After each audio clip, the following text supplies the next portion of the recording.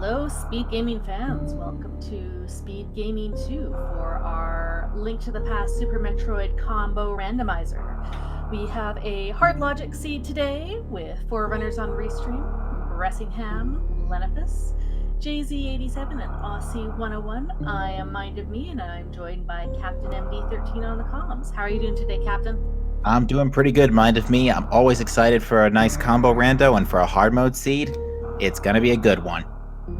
Exactly. If you've never seen this before, this is a combo randomizer where Link to the Past and Super Metroid are smashed together. You can find Link to the Past items in Super Metroid and Link to the Past, and vice versa. It's completed in such a way that all the items can be found, and both games need to be completed in either order. Yes, and because this is a hard mode seed, that means certain more advanced tricks, especially for Super Metroid, are in logic for item placement. Examples of this could include hell runs, various suitless heat rooms, gravity suitless meridia, ice clips, snail clips, and similar tricks.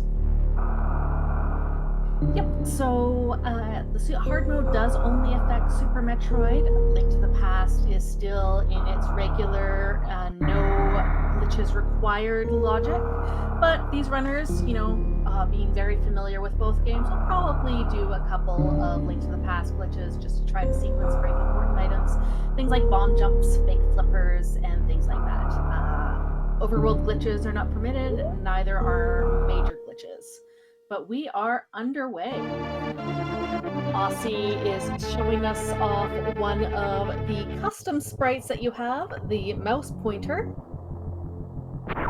Yes, custom sprites in SMZ3 particular are done via sprite injection, to my understanding. Yes, there is a third-party app called Sprite Something, and there's several Super Metroid sprites to be used. Everybody except Bressingham going to Link to the Past right away. We have power bombs on the island, and Bressingham going down here. There are 2 items in logic in hard mode. There is the Norfair pedestal and the ceiling E-tank. And Aussie is also using the cursor sprite for Link to the Past. Why not? Yes, Aussie is known for bringing some custom sprites to the table during these SMZ3 races, and it's always entertaining to see them. We get arrows as our tier 3 tree pull, along with super missiles in Link's house and a regular missile at Sanctuary and Morph Ball pedestal. We have 2 pendants in the light world, Eastern and Desert, with Hera being a regular crystal. And only 10 bombs in the sewer chest. And we have Morph Ball in the ceiling E-tank, Bressingham with Wave Beam at Beta Missiles. So Bressingham way ahead of the game at this point. And yeah, that is a perfectly in logic check for hard mode. Exactly. Lenifus finding bombs from the crab, and a piece of heart at Alpha Missiles.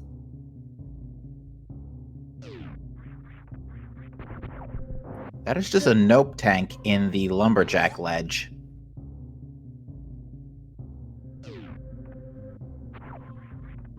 Aussie taking the cash from Uncle, gonna buy some bombs at the Lake Hylia shop. Might route this into Asajj Ralachek.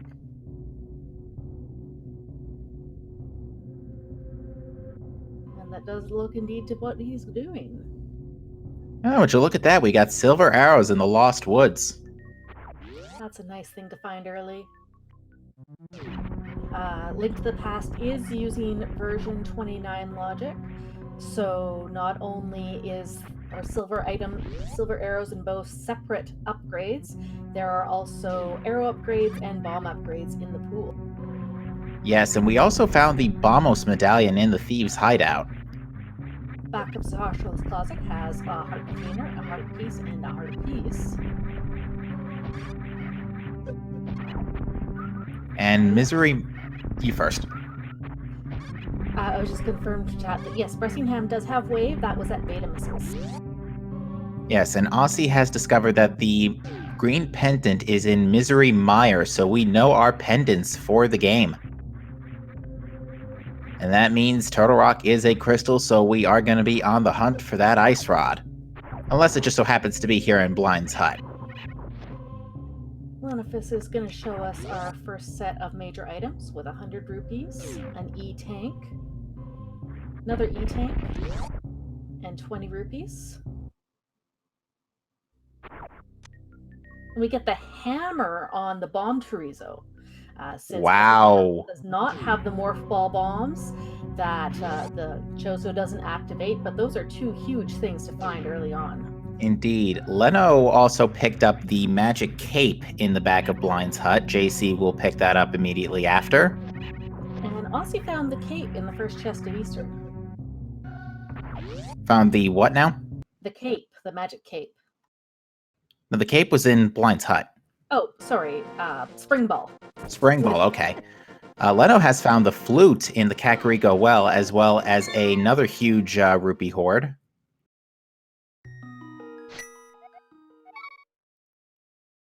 Followed by, I believe that was some bombs, a heart piece, and I blinked and missed what the other one was. Okay. So very interesting Kakariko so far. Certainly looking like a bit of a Stackariko here. We got cape and flute. And Lenifis is going to activate that flute right away. Bressingham going to do his uncle checks. And I mentioned might combo that with escape since he's got a nice convenient weapon for it. Yes, indeed. The hammer does do tempered sword damage, so that is, while it's a bit of a shorter hitbox than a sword, it does do great damage against the guards. But yeah, 5 minutes in, and we've already got a loose goose.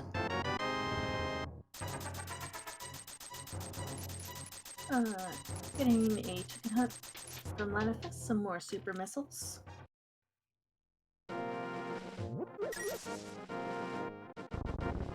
Now, it should be noted that another thing that, because this is version 29 of the Link to the Past logic, the fire rod is not a valid light source for certain rooms with torches. Right, so dark rooms are only in logic with the lamp, regardless if they have torches or not. Indeed, we have Bressingham going straight into the front of Hyrule Castle. Only a single green rupee at the back of the tavern.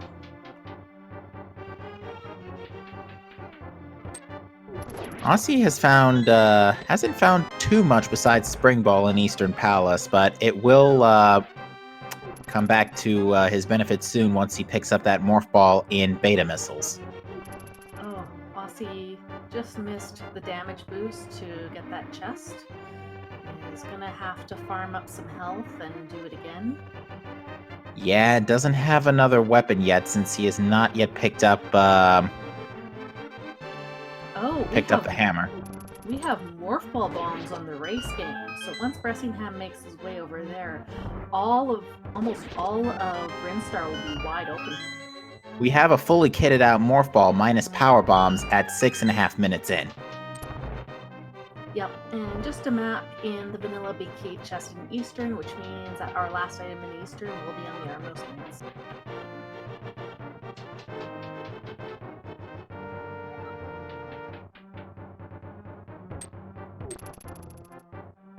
Another important feature of those Morph Ball bombs is now we can fly. Yes, can fly is so-called infinite vertical movement is a flag set by the randomizer logic. It's required for certain checks. Hard mode allows it for a way to get into Bubble Mountain with a certain number of E-tanks, suitless. And yes, we had a shovel in Zelda's cell, but Bressingham is going to go and check the Dark Cross. Yeah, we've seen a lot of early unique items here in the early checks. Leno is going to give us a look at the Desert Ledge, which I believe was just some bombs, and Agina's Cave, which is not a particularly common check you see right off the bat. With the flute, it's pretty easy to do, and it was only 20 rupees on display. Ah. But regardless, not important. I'm gonna try to keep a close eye on Bressingham's screen to see what might be in that chest. Since it's a Super Metroid item, it will not necessarily show up, and certain Link to the Past items don't show up either. So Indeed. It doesn't look like anything immediately comes up. Might have to wait for him to do a check in Super Metroid, but it is just a piece of heart. Yes, and we did find our first logical power bomb pack in Agina's cave. Perfect. That opens up the rest of Brinstar.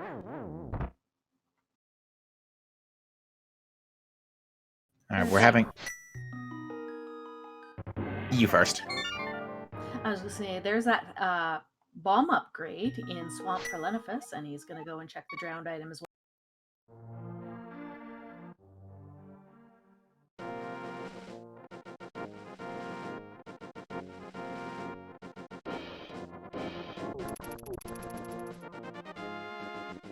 Which is just a piece of heart.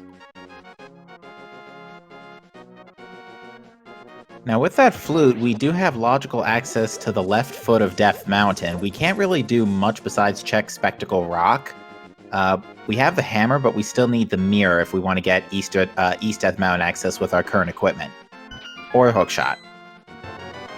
But with that Morph Ball, that gives quite a few Norfair checks. I believe they have 2 E-Tanks, and Mock Balls are in Logic, so that puts into Crumble Tower and the Ice Beam location with that Morph Ball.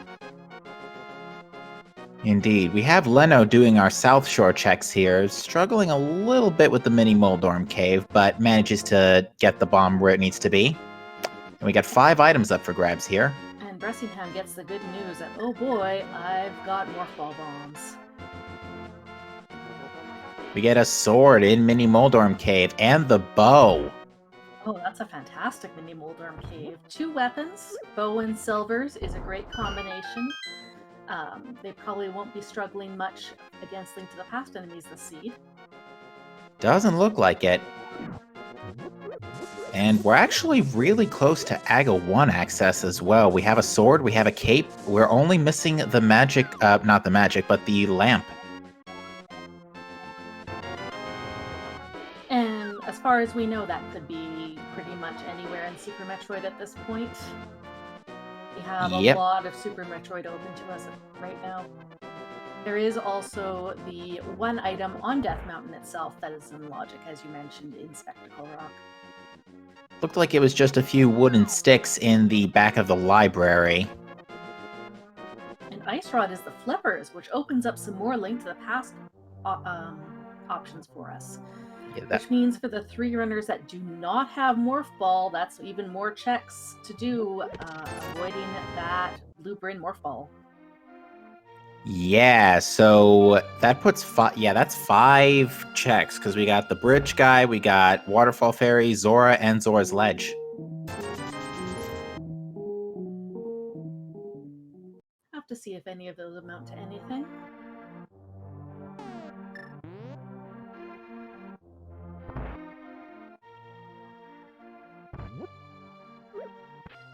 Yeah, look, one thing this does eliminate the risk of is if you had chosen to fake flipper. One danger to fake flippering is that in the randomizer, if you are hit, it's an outright death. Yep, in the vanilla game, it's a soft lock because the game doesn't know how to manage you dying in a place while you're in the flipper state while you don't have flippers. Indeed, it looks like it was a plus 10 arrow cap upgrade from the bridge guy.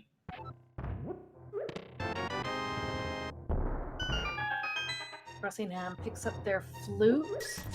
I imagine after he finishes off all of his Kakariko checks, he's going to take that flute up to Death Mountain, maybe start some Norfair treks. Indeed, because by the time he gets there, most likely he'll have picked up Morph Ball bombs from the race game. May end up not dipping Eastern, unless he dips South Shore first, to pick up the bow. Just missiles and a piece of heart and Waterfall, and Bressingham had already picked up Morph Ball bombs. He did the south route into Kakariko. Ah. Alright, let's have a look at the waterfall ledge. He's, Lenifus is trying to farm up some rupees. He's a little bit short for Zora. And no extra cash bailout on the ledge, just an energy tank. And Leno decides, nope, I don't need that. Aussie did do the rescue the old man, but it wasn't of anything importance. Did not go up to check Spec Rock or the item in the high jump boots location.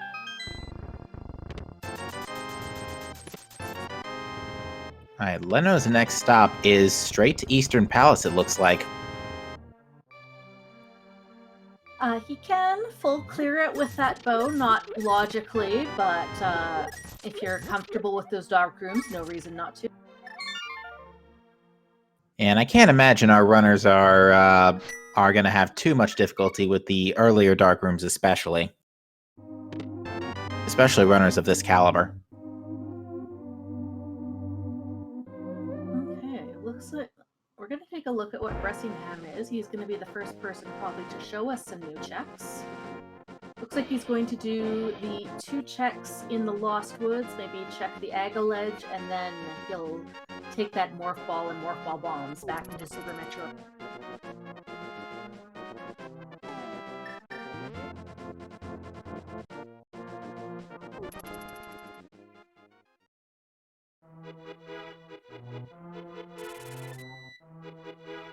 Jay-Z going to do his uncle checks. We'll get a bunch of money, which will be good for him once he gets decides to go into the Zora area. We'll have more than enough for that.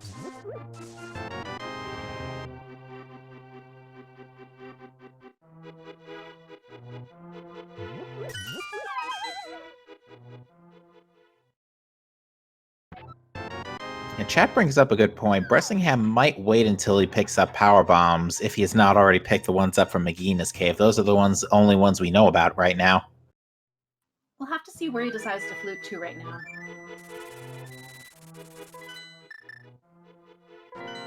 And he is going to do Cell Shore first. Yeah, this is ultimately going to be a good move, because that bow is ultimately going to be required since Pod is going to be a crystal.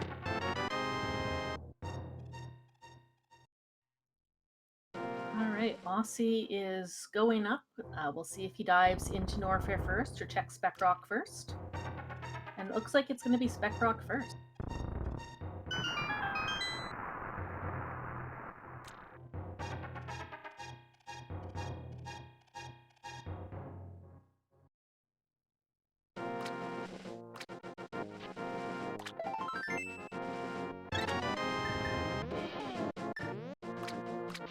Looks like we've got a glove on the top of Spectacle Rock.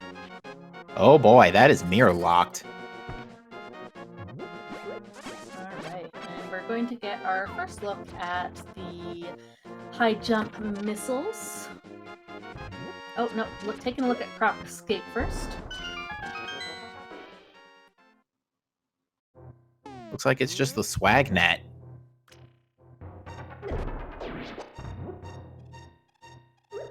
High jump E-Tank is just a piece of heart. Aussie is not interested in that. He did decide to do a hard reset. I wonder if this might be him going to check the blue broom items.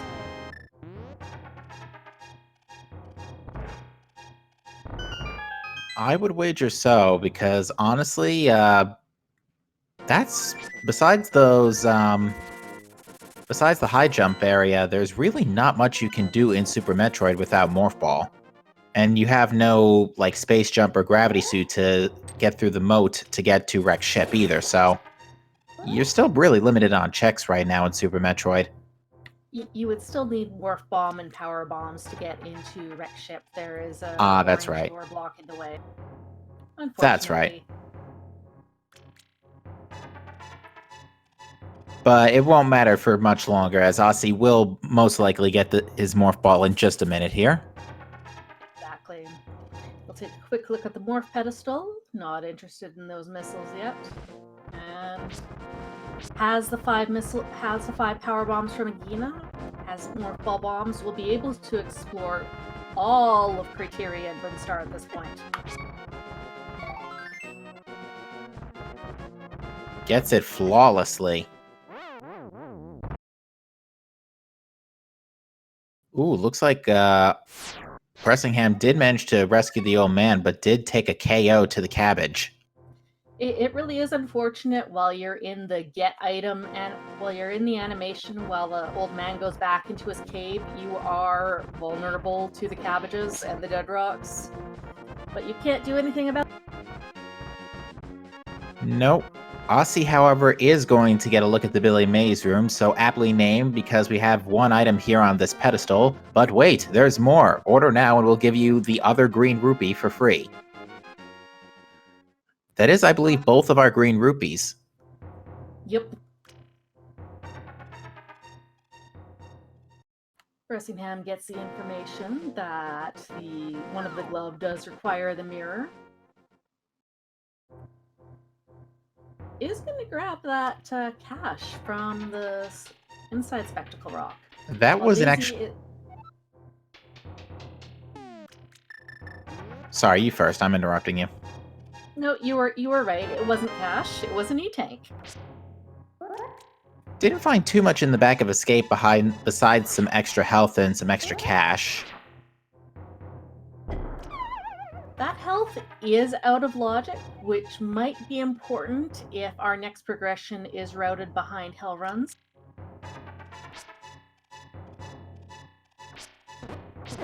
Yeah, right now, in logic, I believe we have 3 energy tanks, which is enough to get Ice Beam and Croc. It's not enough for Bubble Mountain. Bubble Mountain requires 5 by logic. Lenifus gets the final item, 300 rupees off the Armos Knights, and gets his first pendant. Yeah, so that's the first boss takedown for Leno, but no crystals yet.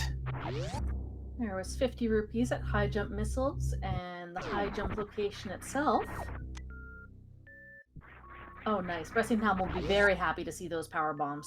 Absolutely. He's going to drop what he's doing and now do the Brinstar and Upper Norfair checks, or some of them at least, before even thinking about going back to Link to the Past.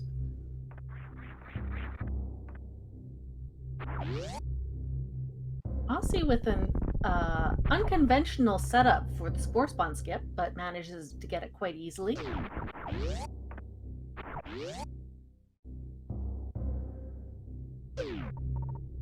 That Spore Spawn only holding a piece of heart.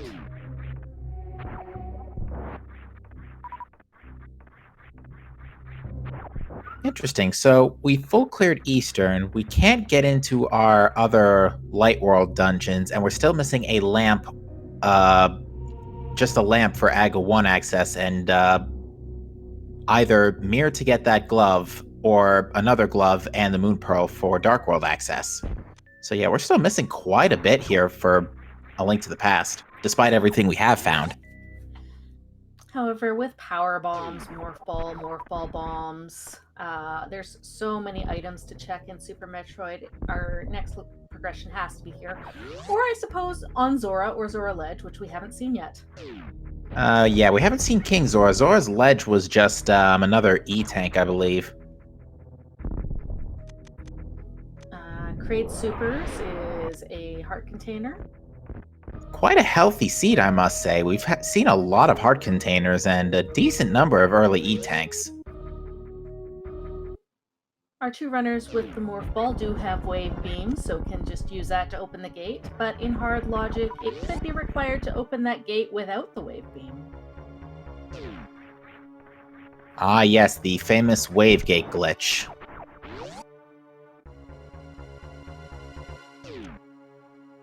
And Bressingham is our first runner to face a Super Metroid boss. Is getting set up for the Kraid quick kill.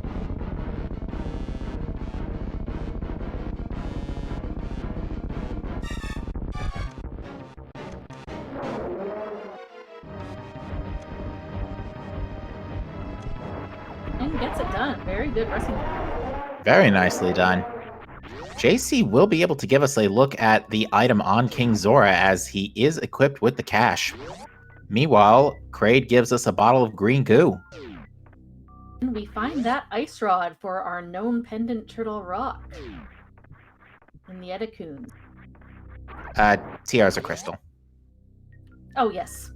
I meant to say that. That's all right. But that bottle of green goo is our first bottle, so our progression could be on Sick Kid. It might be that lamp for Aga Axe. Maybe. Unfortunately, King Zora was a massive ripoff, just a big 20. The king of all scams, ladies and gentlemen. And yet another in-logic E-tank. Oh, Aussie finds Plasma Beam at Edecoons. And nearly simultaneously, Bressingham finds the Ice Beam at Kraid E-tank. Wow, Wave Ice Plasma at 25, under 25 minutes is really good. Really, the only thing we're missing for Super Metroid to be fully kitted out offensively is Charge Beam, but that is Grappling Hook on the Speed Booster Bridge. Just a big 20 at the reserve, bombs behind the reserve, and a shield behind the bombs. Aussie saying, no thank you.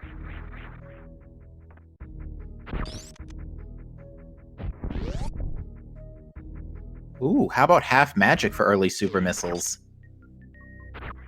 That's not too shabby with another heart container at Spazer.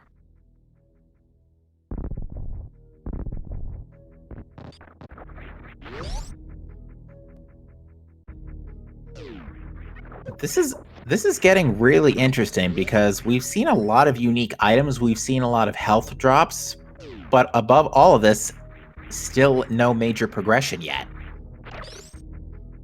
Bressingham doing the rather difficult wall jumps up Red Tower, but again, in logic, in hard mode. Ice Beam makes it a bit easier. Has no trouble ascending the tower. Aussie is taking a quick... Oh, thank you. Aussie is taking a quick look at the back of Gauntlet, but it was just a missile pack and a super missile pack.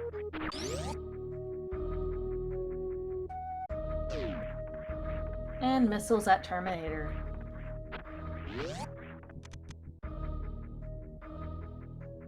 Alright, let's see where Aussie decides to go next. Looks like he's going down to... Omega Missiles. Yes. I imagine it's going to be Omega Missiles into Bomb Chorizo. Only 20 rupees at Alpha Pete. And yet another heart container. Yes, and since Aussie does have Morph Ball bombs, he will be required to fight the Bomb Chorizo Guardian, but luckily with Super Missiles, this fight is basically free. In fact, with Wave Plasma, I bet it would go even faster. Actually, no, Wave Plasma not so much, but Charge Wave Plasma, definitely. But yeah, that is Aussie's hammer. And we get the Moon Pearl at Beta Power Bombs. So we are a mirror, another glove, or perhaps a lamp away from our Dark World access. Or if you want to be really obtuse, since we have the flippers and the Moon Pearl, our Dark World access could be via Meridia. Even suitless Meridia. Very true.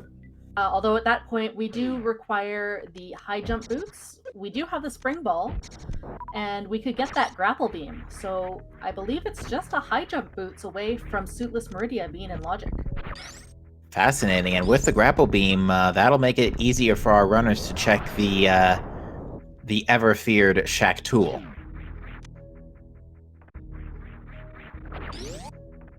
Just missiles at the mode item. Aussie is doing a nice infinite bomb jump here, and we're going to get a look at Criteria Power Bombs. JC making his way down to Blue Bryn. I believe that he has exhausted all Link to the Past checks, so he'll soon be getting his Morph Ball. And Bressingham is going to be quickly following in Aussie's footsteps. Ooh, Leno did not manage to take out the enemy in time and is now waiting for it to loop back before getting out of the high jump area. Only 20 rupees at Criteria Power Bombs. I imagine Aussie checks the middle of Gauntlet at this point. Or perhaps he goes straight to wreck ship. Yeah, since Aussie knows there's nothing of interest for him at the back of the Gauntlet, this seems like the higher percentage play. Yeah, we'll see if he elects to do a, I believe the only way you can get to, oh, springball jump. Yeah, that works. Ooh, Bressingham just took a death. Ice Rod was the Edakun's E-Tank, I believe. Bressingham has not done his Brinstar loop yet. Uh-oh, the lamp was underwater. Well, that's Aga in access now. Oh boy. Now, still lots of outs to avoid that Aga. With the E-Tank situation that we have in Logic, there's quite a few checks in Norfair. And of course, all the checks here in Wreck Ship are in Logic as well. And I gotta stop you for a second, because Bressingham lost his power bombs, but he's going to check criteria PBs. He's gonna realize very quickly, yep, he lost his power bombs. Oh no. He had also, that means he's also lost his Craig kill and his bottle and his Moon Pearl. Yeah, that's a huge, that's a pretty significant setback for Bressingham.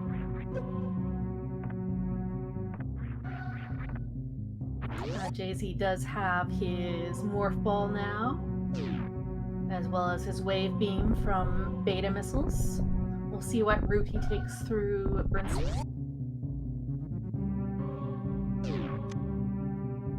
And Aussie is on his way to Fantoon.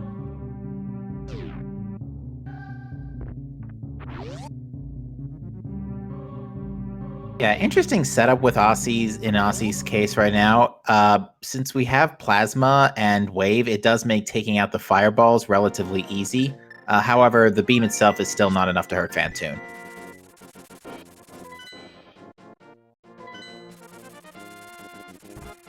For those not familiar with Super Metroid, Fantoon has 3 patterns in which he can decide to open his eye. He can slow, mid, or fast, depending on how long that can be, and a slow, mid, or fast for keeping his eye open. He does take double damage to supers, but if you fire a super at him without killing him, he goes into an enraged state.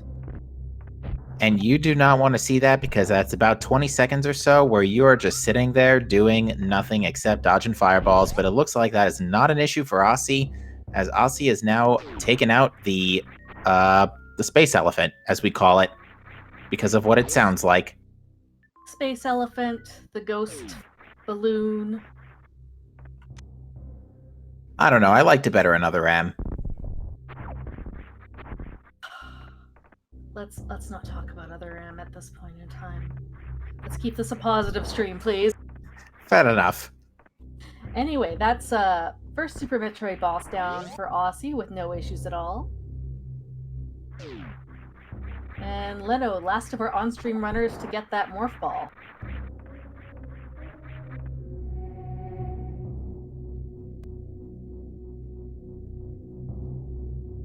And Bressingham, after he took that death, decided to reset and go through the same route that he did before, through Super Metroid, taking care of Kraid, because he knows that Moon Pearl is there. Knows the Moon Pearl is up Red Tower, but take care of Kraid, get the bottle, go up Red Tower, get the Moon Pearl. Ooh, hey, we got a Master Sword in Wreck Ship here. If that was any further indication that, hey, you might want to think about doing Aga. It's really fascinating that there is a lot of things pointing towards Aga, especially with that glove being mirror locked, but with the items that we found in Logic, again, we are looking for a mirror that would give us Dark World access, the other glove, a lamp for Aga access, or it could be the high jump boots for Dark World access through Meridia.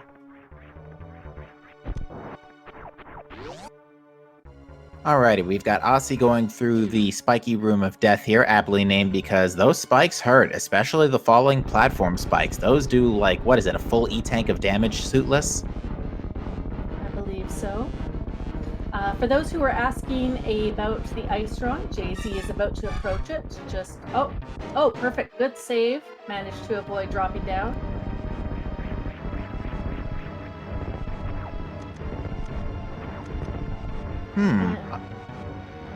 So Aussie is keeping that bottle because he hasn't been to Kraid yet. So that's Aussie's first bottle.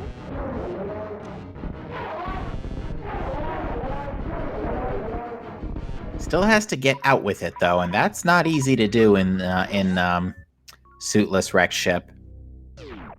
I still got 239 energy. That's plenty. And Easy. manages to get a nice easy bounce off the platforms. Leno is giving us a look at Shaft Supers. This is speed booster locked. Just Only missiles. Jay-Z's now picked up their plasma beam, so yeah, our runners with plasma wave is not a bad combo for regular beam attacks. And as soon as they finish off Kraid, they'll get the ice beam. Also using some power bomb strats to clear out the attic. You want to clear out all the enemies and open both doors, just to save yourself a little bit of time when you come back through here. Indeed, and the reason for that is that the door stays open when you turn around and come back. You don't have to kill the enemies again. And you do not want to do that. Oh, yet another sword in the wreck ship attic. Wow, 2 swords in wreck ship, and we're already tempered. 35 minutes in. We got tempered and silvers, and a ton of heart containers. So Link to the Past is not going to be the issue this game. Yeah, we have the ideal Ganon attack package. And we've got 3 E-tanks in logic or is it 4 E-tanks in logic for Super Metroid? I want to say it's 4 because I know we have the one on the Zor's ledge. I know we had another one pop up somewhere in logic. Whoa, I caught it for just a split frame, but that was Space Jump in Wreck Ship Reserve. Interesting. So Space Jump is only one logical item in this, I believe, depending on what else you can use for Dragon, but it could be required for the so-called Showcase Showdown, which is the other item by Gold Chorizo in Lower Norfair. Yes, the reason for that being is that, for whatever reason, the Chozo statue that drains the acid in front of the Gold Chorizo room will not do so unless you have the Space Jump. But Wreck Ship paying out quite nicely, or at least in terms of valuable information, if nothing else. And Thalthon, it got the name Showcase Showdown because if you look at that item and you want it, you have to go all the way around. Ah. Nothing interesting at Missiles in the Sky. Aussie is doing a little bit of an energy farm going into bowling. And yeah, the reason some of these names don't make sense is maybe they were a meme at the time, and memes have a shelf life that is slightly less than your average cheese.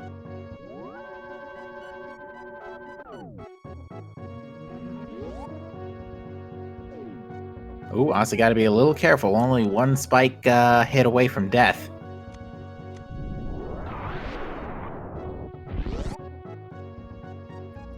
Bressingham made his way back to where he was before, not bothering to go back up to the Criteria PVs, but is going to go down Red Tower and grab his Moon Pearl again.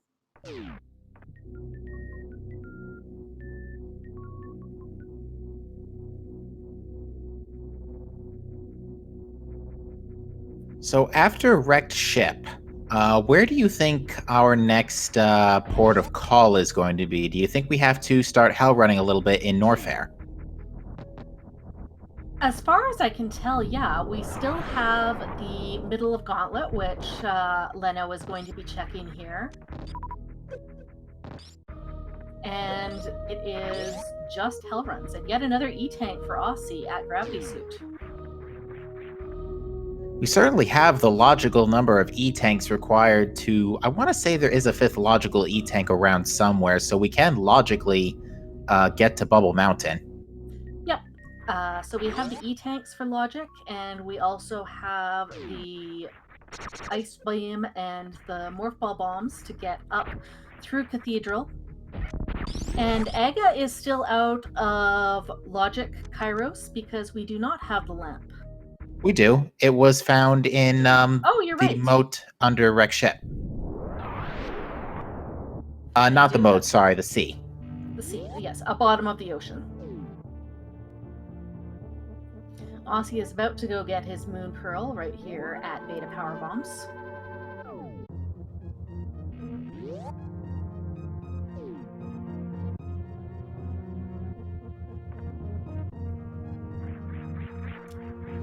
A lot of the runners will like to avoid doing Aga until literally everything else is cleared. Because if there is, they know that they're one item away from Dark World access in a lot of cases. I unfortunately missed what was the middle of the gauntlet. Lenefis grabbed it. It was just a big 20. It was nothing too significant. But we still have the Bottle Kid. We've got all of the Croc items. We've got Ice Beam location.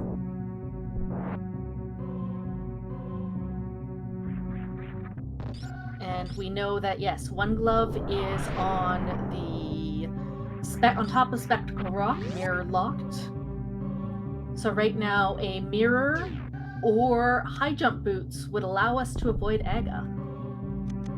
Or the other glove. Indeed. JC is giving us the X-ray area. I don't remember if this has been checked. No, Aussie is also on his way through there following Jay-Z. Another pack of supers. Without having charge beam, nobody's going to say no to supers at this point. Indeed. Without charge beam, super missiles are your best ticket for killing the later game bosses. Ridley requires 30, Mother Brain requires 60. And even in hard mode, the Super Metroid logic does require the charge beam.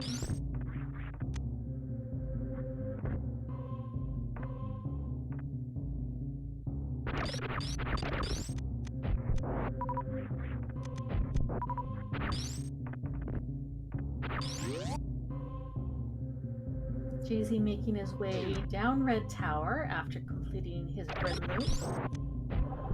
Likely on his way to Croc with a quick stop at Spazer. Now, when we do eventually find our Dark World access, we do have a couple of options. We will have a couple of options open to us. We have the hammer and the bow, so Pod and Thieves Town are both full clearable. And both are fairly item-heavy dungeons. Alright, Bressingham is back into Link to the Past. Looks like he is going to go and take care of Eastern now. Has not picked up that lamp from bottom of the ocean.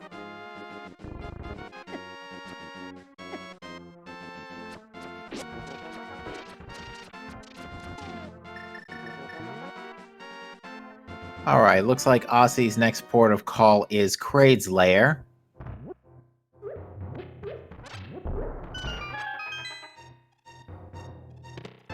We'll get his second Super Metroid boss done, and more importantly, the Ice Beam.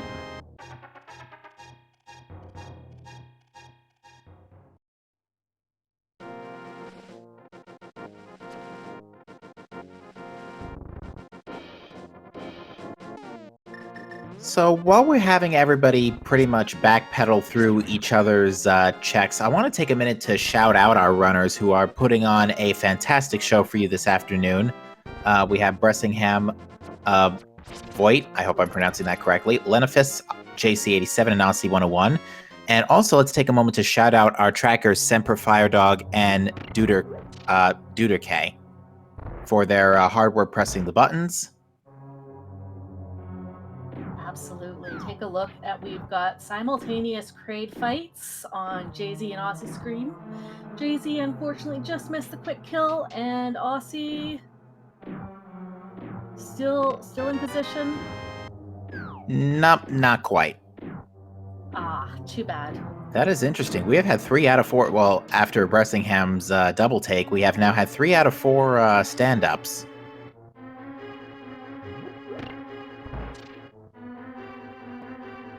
Jay-Z gets his first bottle.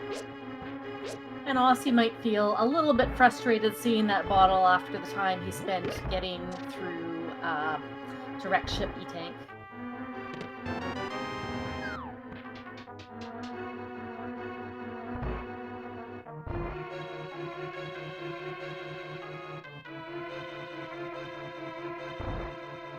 But yeah, we're starting to run out of ideal, so to speak, Super Metroid locations for our progression. So yeah, I'm thinking Hell Runs it will have to be. Which are 100% in logic at this point. Yes, Thieves Town does not require a glove. The large block on the way to the Maiden Cell can be bypassed by killing all the enemies in the room, which opens up the door to the side, and you can walk around. Yeah, the only thing that logically locks out every single item in Thieves Town is the hammer for the big chest. That's about it. Yep. And of course, depending on the key layout, that chest may not be required.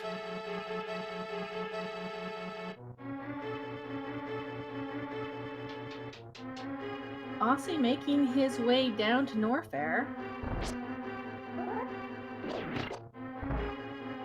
Yeah, but I think he realized, yeah, it's this is the time. It must be done. Gonna pick up his second power bomb pack here at High Jump, which is nice. Jay-Z just picked that up himself. Yeah, runners have done a great job keeping things in tabs with their ammunition, with only one set of power bomb packs up until this point. Now, granted, we have morph ball bombs, so there wasn't that much of a danger, but even still, it's nice to know you have the ammo when you need it. And Jay-Z is going for the Hell Run to Ice. Needs to do a quick mock ball to get past the gates. Nicely done. Aussie taking a safety save. This might be a Hell Run to Bubble Mountain first. I would not be surprised, given Aussie's excellent skill with Super Metroid, that he makes it to Bubble Mountain with only 3 E-Tanks. It's definitely a gutsy move. But he is going to Ice Beam first, and Jay-Z in a little bit of trouble. Was missing the jumps to get to Ice Beam. Took a lot of damage. Is going to go out and refill and probably take a safety save.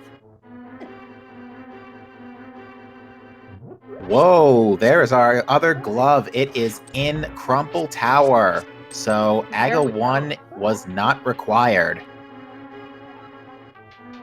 But it did require a Hell Run, as far as we know.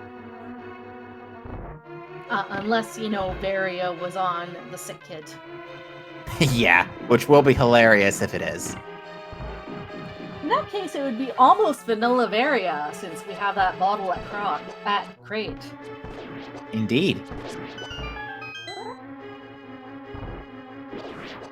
Oh, looks like Leno did not get the quick kill either, so ladies and gentlemen, the ballroom is full tonight.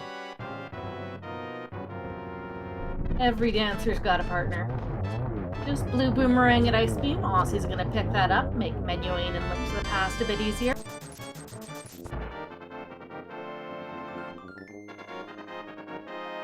And yes, Aussie is playing with the custom cursor sprite for Super Metroid. Boy, Aussie cutting it a little bit close back there too, only having 20 energy breaking out of Ice Beam.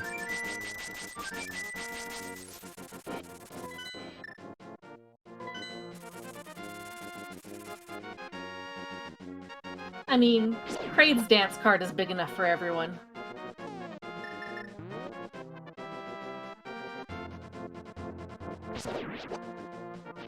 So yeah, with that glove, we now have full, pretty much full Dark World access with the exception of Dark Death Mountain.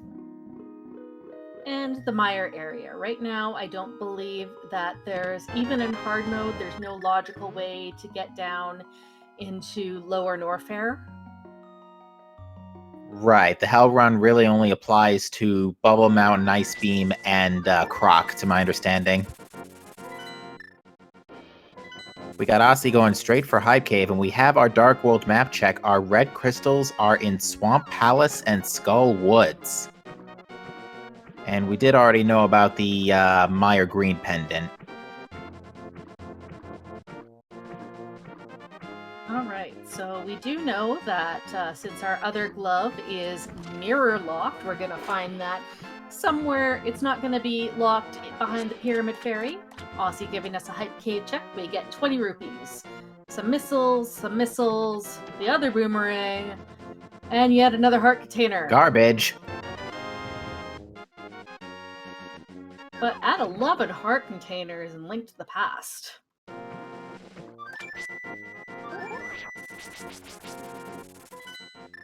You know something? I'm somewhat surprised Hype Cave was as barren as it was, given how the super dense locations, besides maybe Mini Moldorm Cave, weren't too crazy. But then again, Rando will be Rando. Hard to say indeed. Stumpy with yet another E-Tank.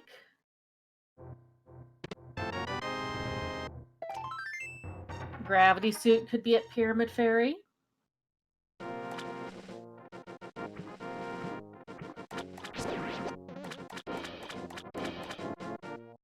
And Leno's making his way to the Ice Beam, and I imagine right after going to Crumble Tower. He will have his glove, but still needs to make his way back up Red Tower in order to get the Ice Beam. And there's our mirror. Just 3 digs for the mirror, and that's a big one because not only does that unlock Tower of Hera, but that also gives us our other glove. So we can now access Dark Death Mountain. And now quite a bit of lower Norfair is in Hellrun logic. Since we will have, with the mirror and access to the Titan's Mitts, we can go through the Mire portal.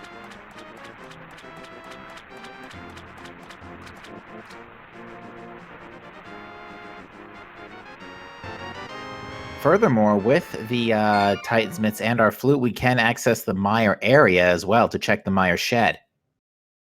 And furthermore, if it's Bombos, we can enter the front door.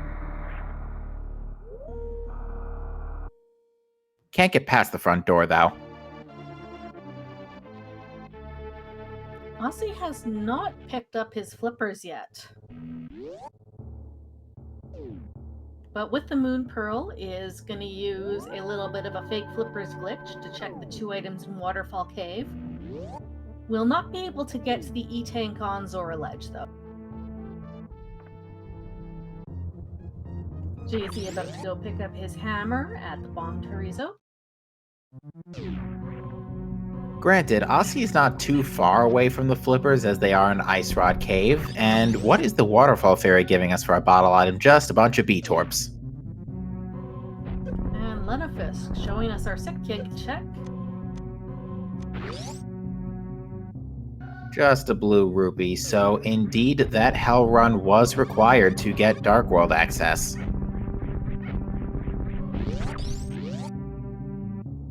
Unless it was Various Suit on the Pyramid Ledge, but I doubt it at this point. Regardless, the Hell Run was in logic, and it's much quicker than going through Aga Tower.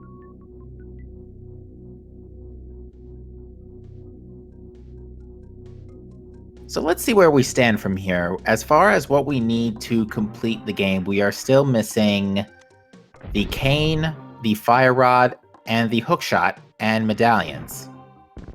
That's pretty much it for logically we do still need Varia because I don't think you're expected to Hell Run Ridley in the logic, even in hard mode. No, we would still need that for Ridley, and we would also need Charge Beam, And depending on Meridia, we would need high jump boots to do suitless. And if there's something in Aqueduct, we would need the gravity suit. Yes, because snail clips do not work without gravity suit. And I believe blue suits are not in logic for hard mode either. Nope. I believe snail clips are possible without the gravity suit, but very difficult. All right, Aussie is giving us our first look at Tower of Hera. And this is a crystal dungeon. And with the lamp... Oh, never mind. We already have the big key. But in the somewhat possible event that Aussie must visit the Hera basement, he does have the lamp. And yes, the big thing pointed out in chat that if gravity or something is in the so-called showcase showdown locked by space jump, they would need to go back into Wreck Ship with the speed booster in order to get that space jump. Yeah, that's probably the one major thing that is going to... that would be the big troll of the seed right now if there was still one.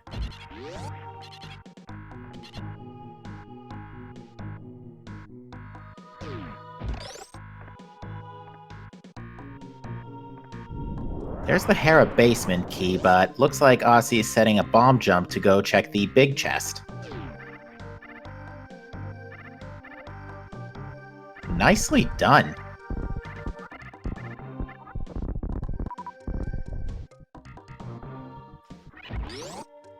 As Moldorm left, we might see our second item there.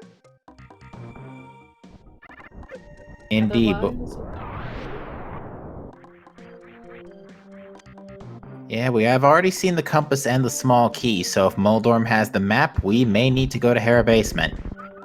And if the A Link to the Past randomizer tournament qualifier match earlier today is anything to go by, you do not want to leave the one-off checks behind. Nice Moldorm by Aussie. He's our first runner to get A Link to the Past. Oh no, he's first Link to the Past crystal done. And there was an item on Moldorm, so basement not required.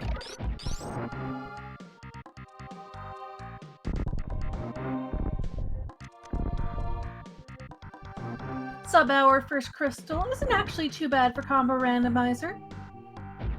Lenifis is showing off a nice Fantoon with tons of energy to spare. And with that hammer, Aussie is going to go ahead and venture on into East and most likely Dark Death Mountain. Let's take a look at the floating island right here real quick. Just another little piece of love.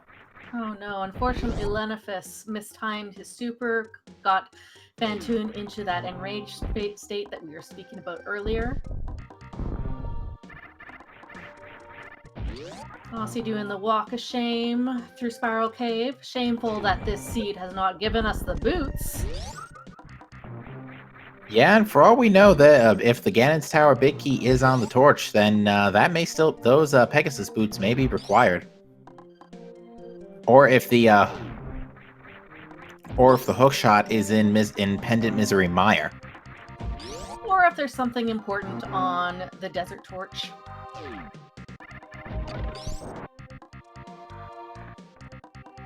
But Lenifis gets their Fantoon down. We'll get the rest of the bounty that is in Wreck Ship. And there is quite a bounty indeed. 2 swords and the knowledge of space jump. SMZ3 uses somewhat of a combination of basic and advanced. It is still based on version 29, so Fire Rod for Dark Rooms is not required, but you might need to bonk to one of the chests in Hookshot Cave or into Misery Mire. But since we don't have either the hookshot or the boots, that's not a issue at this point. But there's Varia in Paradox Cave. There's our dense location starting to pay off there. So with that Varia suit, we can now access Lower Norfair without much difficulty. Yep. Barring ammo and or charge, Norfair is fully clear of. Yeah, pretty much the only item in Norfair we can't get to right now is the Showcase Showdown. We could even backdoor Lower Norfair via the Lower Norfair portal at this point, courtesy of the Mitts and Flute. Although, with Aussie right now having the ability to full clear Thieves Town and Ice Palace and Pod, you want to be clearing dungeons before doing a lot of those checks that take time. But it might be worthwhile to peek in there, see what the Meyer medallion is, and see if he needs to find that speed booster for space jump. I can speak. I swear I can. Nah, it's all right. We've all had those moments, but we see that it is Ether for Total Rock, so we are looking for a medallion, at least one medallion.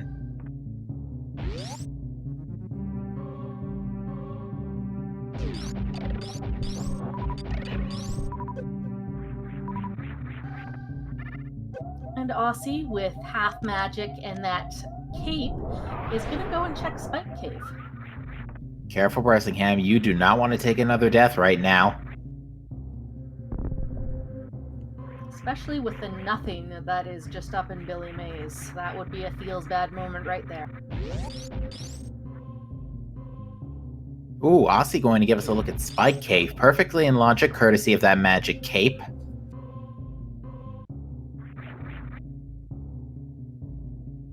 And the 12 hearts. Hardly had to use any magic to get in there, and yet another heart container. This is getting ridiculous. And a reminder, there are a grand total of 10 heart containers in the game, because there's 3 from the Light World dungeons and 7 from the Dark World dungeons. 11. There's also the Sank heart. Ah, yes. I keep forgetting about that one. I always only think of dungeons. I've been trying to get caught up on the Ocarina of Time Randomizer tournament from SG Live last week. Yeah, and then the rest of the 20 hearts are made up from pieces of hearts, and yep, as the traditional saying goes, always be clearing dungeons. Aussie going into Pod with 5 items to find in here. Definitely a good option. Indeed, it's full clearable, it's a crystal, you might as well just get it out of the way now, and if you so elect to choose, go get that last item in Eastern Palace courtesy of the mirror while you're finished. Somewhat unlikely given the circumstances, but he might do it. Jay-Z clears his Phantoon fight, nicely done. Be following Lenofus through the same route.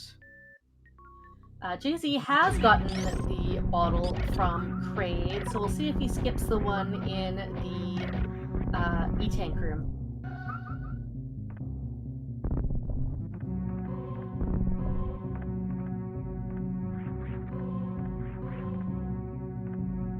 Yeah, I think as far as our ongoing progression is concerned, I think the next big item our runners want to find is going to be...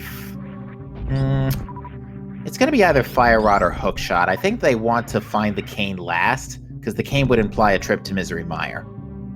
Yep, and then that puts the pedestal on logic for potential, Meridia access, either in terms of those high jump boots or the gravity suit itself. Indeed. Now, as far as the pedestal is concerned, the only thing we need is possibly Myers' medallion. And the Samaria. Boots. Yeah, Samara and boots or hookshot to get past the foyer. And maybe boots for desert as well. Yeah, that too. So there's not much that could be on the pedestal that's significant besides, I think, Fire Rod and maybe Ether. That's about it, if it's not needed for Meyer. Could be Hookshot if Boots is our Meyer access, which means that Swamp would be locked behind the pedestal. And, of course, Gravity or High Jump Boots. Yes, true. Got a vanilla big key in Pod, so Aussie is going to go and take a look at the Bowlock side. Suits can absolutely be on ped.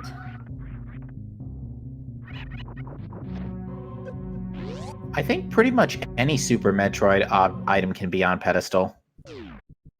I mean, the same can be true for Link to the Past, depending on your dungeon layouts. And again, the same thing is for suits, is depending on the Super Metroid progression.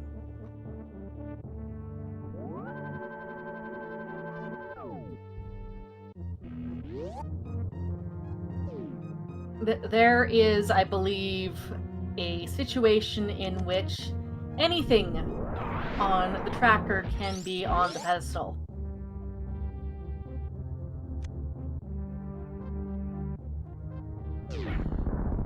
Boots could be on ped if DP is a pendant, because if the map or compass is on the torch, then you do not need the boots for Desert Palace. Yeah, so yeah, pedestal is not dead. It ain't doing that great either, though. Right now, we don't really have enough information to be able to tell what can and cannot be on pedestal at this point.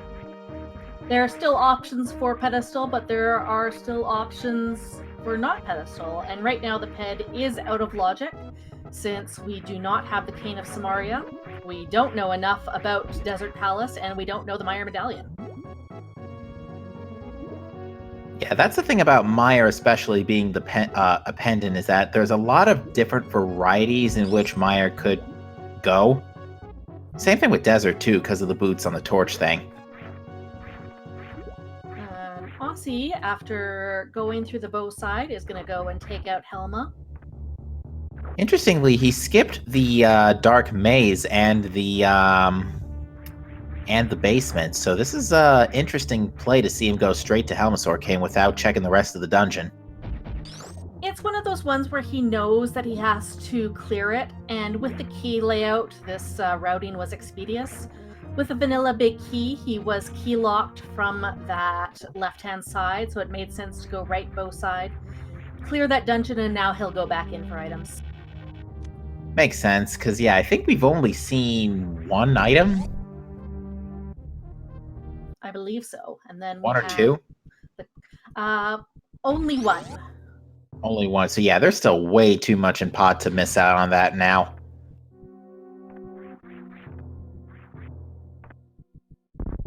Now he'll clear out the back.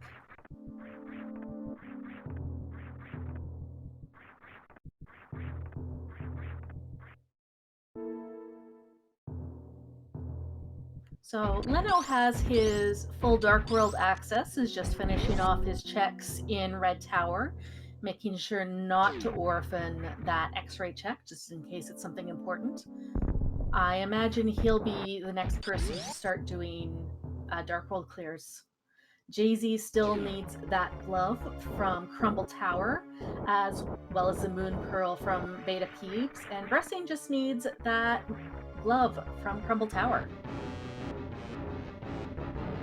Yeah, it's going to be a while, given where they are, for JC and Bressing to go get those items, since they are going to finish full clearing Wreck Ship before going back. But nevertheless, they have to do it, so they will. Jay-Z did make an attempt at the Hell Run earlier, but checked Ice Beam location first rather than Crumble Tower, and ran low on energy, had to nope out, and has not been back yet. Indeed, and it looks like Aussie picked up the third bottle in the basement of Pod. It had blue goo in it too, quite useful. 50 rupees in the Harmless Hellway. 3 more chests left in the Dark Maze, as well as the big chest. Jay-Z farming up for bowling. And in the Dark Maze, we get a shield. So that's our second known shield. Mm-hmm. Other one was by Bryn Reserve. Aussie saw it and noped out. And that is our last item. I believe that the map is in the big chest. So Aussie is done with Pod. And it looks like Aussie is going to go ahead and just mirror and clear Eastern while he's at it. He does know the Armos Knights have an item. It's very quick at this point. Unfortunately, it's only money, but it'll be nice to get that off his mind, and then he can start doing some more Darkhold clears. Indeed, and interestingly, not too much of any significance in Pod besides the crystal. And interestingly, Leno is choosing not to take care of his Darkhold access and instead did a Hellrend to Bubble Mountain. Oh no, Bressing. Ooh. I Oh, believe that Bressing. may have been a death to Spiky Room of... Oh, he went back to the ship? Wasn't he? Oh, did he save after... I don't Oh, he believe died to saved. Fantoon. Yeah, it was a death to Fantoon. Hopefully I don't know where his last save was. I don't know what ship save that is. I don't know, but he only has one pack of power bombs. Oh.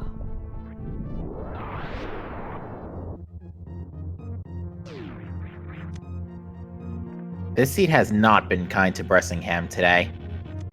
No, indeed. I missed what was in the bottom of Bubble Mountain, to be perfectly honest. It was 10 arrows. Okay. And Jay-Z took a death to bowling, I believe. Yeah, luckily at this point still has the boss clear down, so JC won't be set back nearly as far behind as before. Lenifus, oh no, is gonna just barely didn't have enough energy to get to the farm spot before speed. Yeah, but did take a safety save right before that happened, so luckily it only sets him back less than a minute. Yeah, hopefully he'll farm the waivers and King Kakatak for a little bit of energy and try that again. Aussie turning in his bottle for a whole lot of nothing.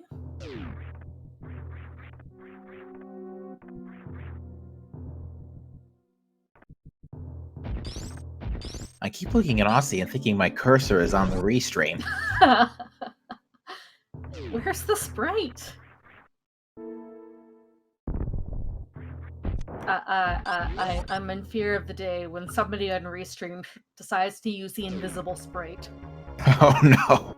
And then someone else uses the mouse sprite. So now you're really confused. Alright, Leno made it to the farm spot with just enough energy. He's going to be perfectly safe now. Aussie is dipping into Skullwoods. Interesting play considering that he can't full clear this yet due to a lack of a fire rod. I'm kind of surprised he didn't dip Thieves Town first. It's either way, with the mirror and the cape, he can then take a look at the North Dark World checks quite easily. True. And besides, there's no reason there can't be progression in the front of Skullwoods. Oh, of course. I mean, that's where the hammer was earlier this afternoon, in the tournament qualifier. Nothing interesting at speed boosters, just a couple of rupee drops. So far, only you first. I was just gonna say, there's the big key for Skullwoods. We've only found one item so far. Bressingham took another death to Fantoon.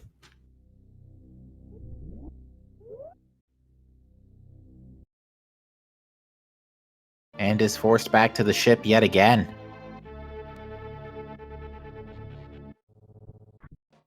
So GC is making his way down Red Tower. There was only an extra E-tank behind bowling, so he's not going to be too far gone by not getting that. Did get his Moon Pearl. It's just a pack of bombs on... Sorry, you first. No, you continue.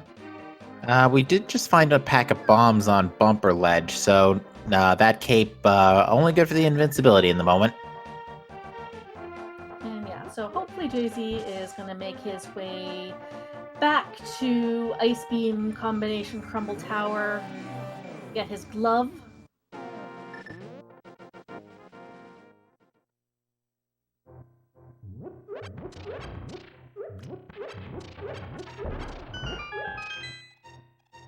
I noticed,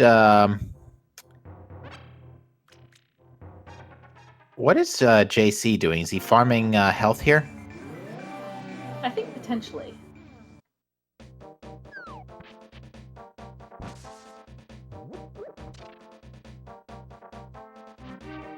I don't think just a hard piece in Graveyard Ledge, so nothing of importance there yet. Leno doing yet another farm. About to probably go to Norfair Reserve. And I imagine Aussie is going to clear Village of Outcasts and Thievestown in this trip.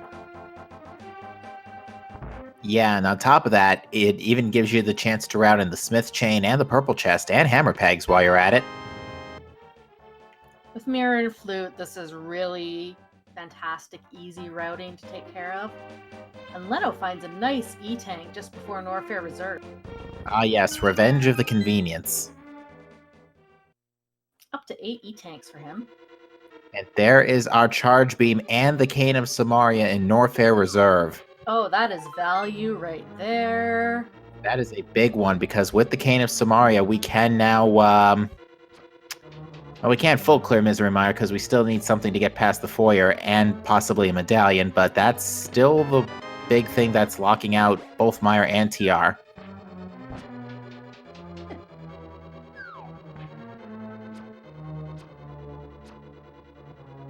I blinked and I missed what the first Thievestown item was, or the first Thievestown chest was. I'm taking a look at the second one on my playback right now, and it was just the map. I don't believe it was anything important. It wasn't anything particularly good. It was a map. Ooh, and that was the big key. So what's in this chest? Okay, so it was an item in that first chest. So otherwise, if it was all dungeon items, this would have been the big key, small key. So that means that there are 3 items in the back. Alright, Jay-Z made the hell run to ice, gets his blue boomerang, hopefully goes down to Crumble Tower immediately afterwards. And with Charge Ice Plasma, Leno is going to make a nice, quick, easy croc kill here.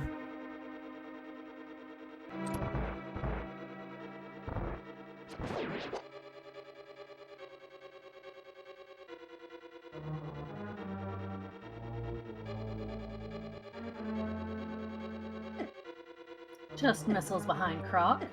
Aussie going through the Thievestown Hellway, getting bullied by the Patricks. And Yep. Jay-Z sees that glove and didn't look too pleased about it. Now, I imagine at this point, anybody who's a little late... Oh, he ain't gonna be happy after taking that death either. Oh, another feels bad moment.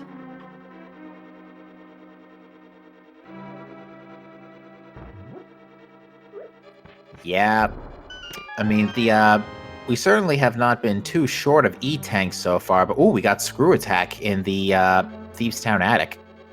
That is a super nice find. And I think, you know what, finding that, Aussie might skip out on Smith Chain. And after Thievestown, go take a look at Mire, see what that medallion is, and go into Lower Norfair. With Screw Attack, Lower Norfair becomes much nicer, although he really would like Space Jump or High Jump Boots. The Spring Ball does allow a certain kind of Spring Ball wall jump to get through worst room in the game. It seems that Lenofis found the Cane of Berna as well during the Croc escape checks.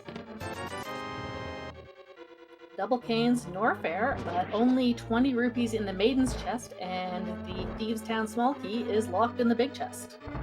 That is very lucky for... very nice for Aussie. Definitely does... You don't... I mean, granted, everybody's got the hammer, so it's not like that big chest is going to get orphaned if you did need to go get it, but... At the same time, you hate to make the diversion. This is a speedrun after all.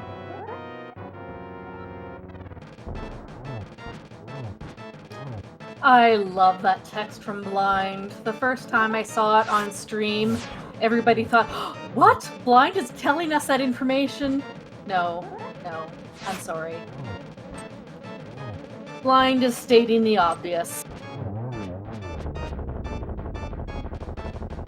Only slightly off script for Aussie. Gets his third crystal and a pack of missiles. Aussie is definitely cleaning up at this point. If you weren't able to see the Blind text, Blind tells us that Meyer requires Ether, Bombos, or Quake. I think it's actually just Bombos or Quake because Ether is the vanilla requirement, so Blind is essentially lying about the vanilla requirements. It's a pun, saying Ether or either. Oh. I'm sorry, I was late to the bandwagon on that one. It's a subtle pun. I like that one a lot. Lenifus and Croc only had 10 arrows at the Grapple Bean location. Aussie finding missiles in the brewery, and Leno is having a little bit of issue getting to the cosign room item. Yeah, he has got to be careful getting out, especially after picking up that cane and charge beam. He does not want to lose that right now. And it would appear that Aussie is going to leave no stone unturned and perform the Smith chain. I suppose this also makes sense. It's pretty quick when you have Mirror and Flute. Jay-Z is going to go and do Spike Cave. Doesn't realize that his mirror for that other glove is just right at the big game. And it looks like Bressingham is not going to go for the Hell runs after all those deaths to Fantoon, but it's going to check the Dark Cross.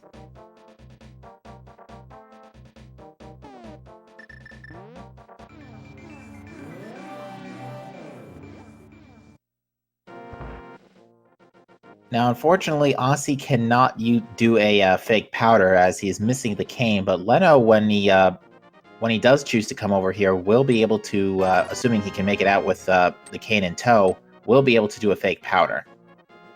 Did we find Mushroom? Oh, right, we need Mushroom. The only thing that was going through my mind was the cane. Never mind. That's all right. I thought you saw something I didn't.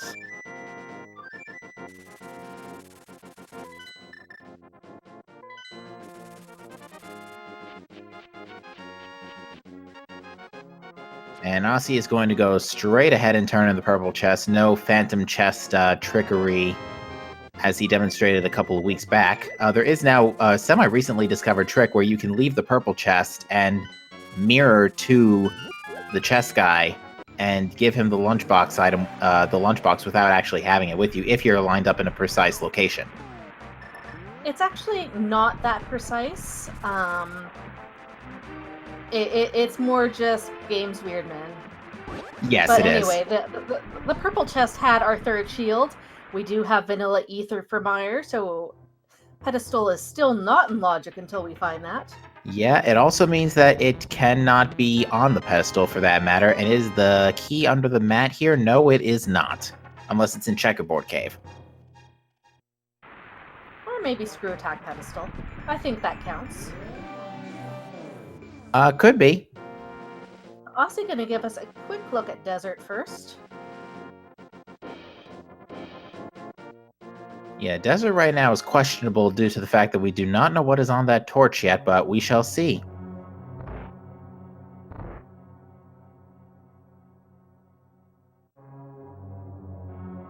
So Leno is kind of mirroring Aussie's route, going into Pod. Jay-Z going into Skullwoods, and Bressingham is doing Egg, having not thinking about that hell run into Crumble Tower. Yeah, and it looks like Desert Palace is boots locked completely. Okay, so in order for Ped to be on logic, we need boots and ether. It looks like Aussie is going to steal the key from the back.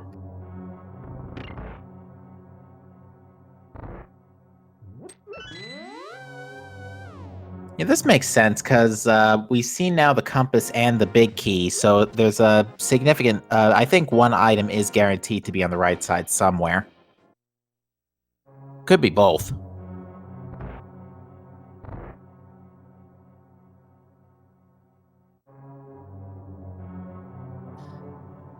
I can't really blame Bressingham for doing this and not doing the hell runs. He had such a rough time in Wreck Ship. And even though, I say this as somebody who is not capable of even basic Super Metroid movement, the Ice Beam Crumble Tower Hell Run is quote unquote easy. He had a rough time. It's still possible to die there. And he knows that he's going to get a good portion of Dark World access with this. Yeah, unfortunately, the map and absolute junk was in the right side of Desert Palace, so the last item is A, boots locked, and B, on land molus. To answer question in chat, the mirror was at the dig game. Yeah, so sadly, Bressingham, even when he does this, is going to be locked to Pod in the pyramid and will not be able to get to Catfish and will not be able to get to the dig game for that other glove. Well, Bressing That's right. does He have does the have hammer. the hammer. I'm sorry. I'm so used to Aga access being because your hammer locked. So he can go get that other glove once he gets the mirror from the dig game. All right, looks like Aussie's next stop is Lower Norfair to the screw attack pedestal. Aussie, you have screw attack. There you go. And it looks like he's opting to skip the gold Torizo fight and go straight to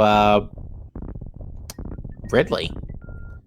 I'm not entirely sure about why he's doing this play. Especially since if you don't check Showcase Showdown, for all you know, Ether could be back there, and now you know you need to go find Speed Booster.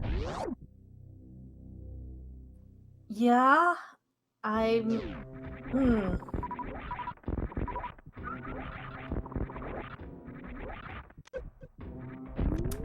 And he was full on super, so it's not like he wanted extra supers for Golden Torizo.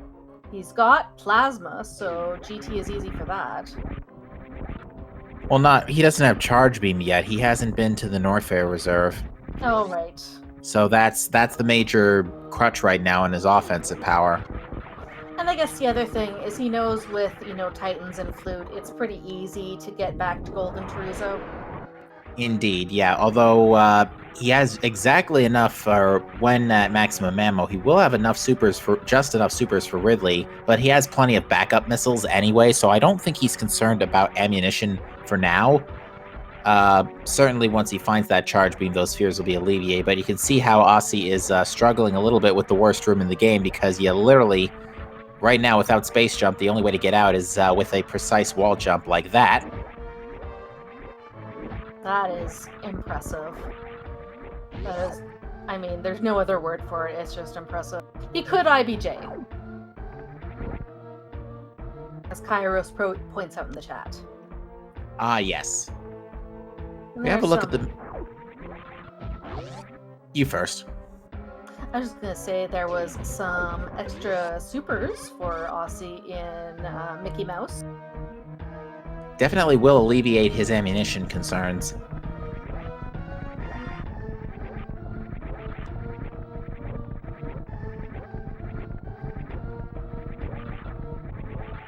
Aussie having no problem screwing over the amphitheater, quite literally.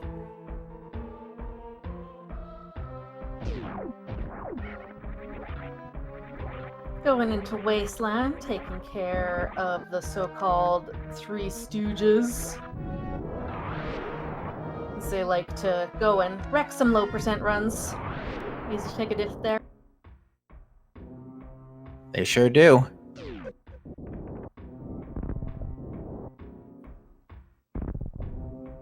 Leno is going to make his way back to Helmasaur while Aussie checks power bombs of shame. There's our fire rod. Oh boy, that's a big one because now we can full clear Skull Woods. We can now. Skullwoods is the only thing that Fire Rod does. We're still missing Aether to do anything in Turtle Rock. Yeah, we But didn't once need we it for do get ice. that Aether. Yep. Because we have Bombos already, so yeah, that's interesting. And Skullwoods is a 5/6 crystal as well, but we still cannot access Pyramid Fairy without the hook shot to get through Swamp. Right. Although the hook shot could be in left side Swamp at this point. It certainly could be. Swamp is potentially worth a dive, but I think that Aussie would likely clear Ice Palace first. And yeah, as Chad is pointing out, Aussie is going to do those Norfair checks on his way out. Is on to Ridley. Ideally, you want to get Ridley into a pogo pattern like that, so you can just fire super missiles straight up and not worry about missing any. Yeah, there's a bit of a blind spot on the left side of the map if Ridley is facing left as well. But it looks like Aussie got a nice quick kill on Ridley, very clean, and even managed to keep super missiles to go with it.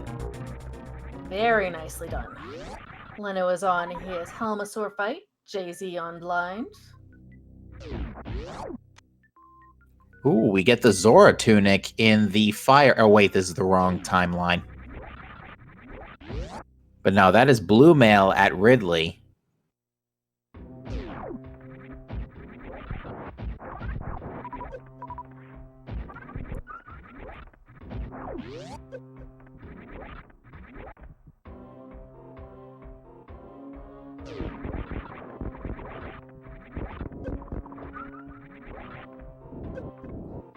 Aussie will make his escape. There's another 4 items along the way at Fire Fleas, Ruby Missiles, the Spring Ball Maze, and Franker Z.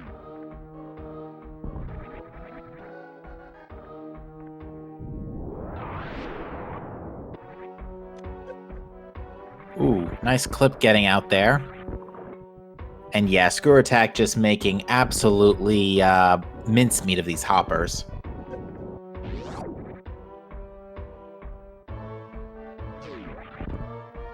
I have to admit, watching Aussie's movement in here, I could swear he actually does have the high jump boots, even though I know he doesn't.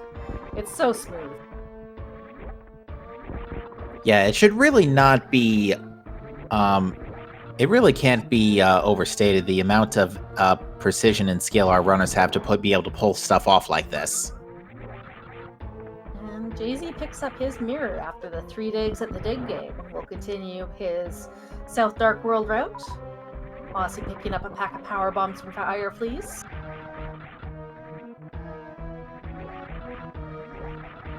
Now, I don't believe Aussie did showed us Catfish. I believe since he finished Eastern right after Pod and then saved and quit.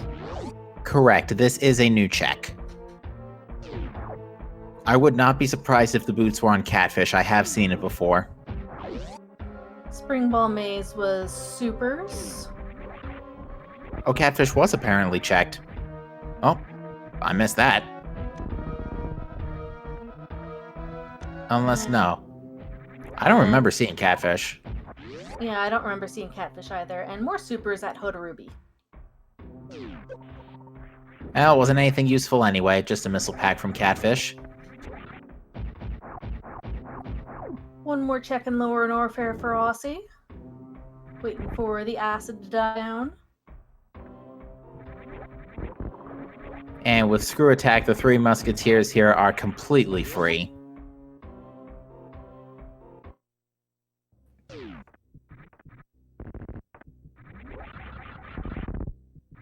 Alright, I imagine Aussie will finish up his Upper Norfair checks. I will go and check the Wave Beam location and Bubble Mountain. We'll have to see if he continues on to Croc or goes back into Link to the Past to finish off Skull Woods and Ice Palace. Indeed. I don't remember there being anything of significant, too crazy value in Croc. No, there really wasn't anything importance in there.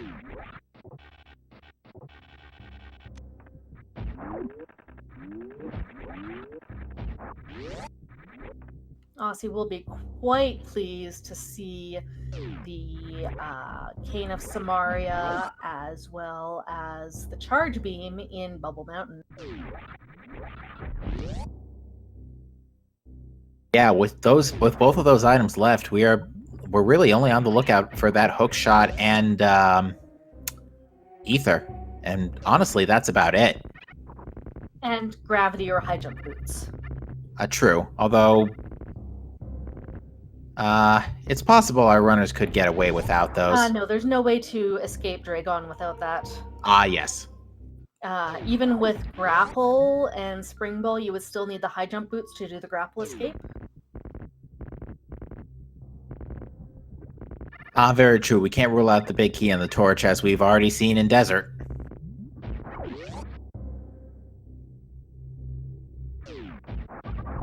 And that hook shot could be on the pedestal. It could. Absolutely.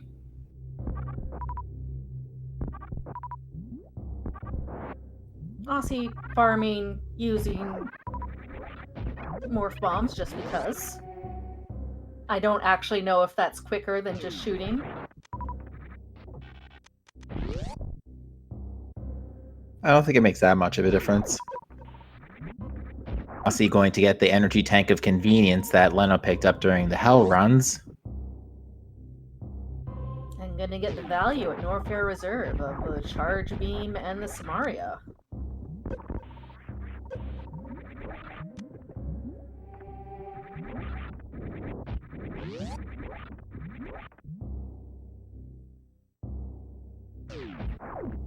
Now, here's the next $1 million question. We can at least kill Mothula thanks to the Fire Rod, but after that, we can do Ice Palace, so I would wager that's probably going to be Aussie's next play.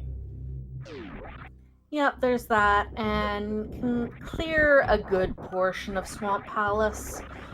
I'm curious to see if, without high jump boots, doing any suitless Meridia really isn't worth it. You can certainly attempt it, but it's not going to get you very far. And it's really not worth the time loss, but maybe.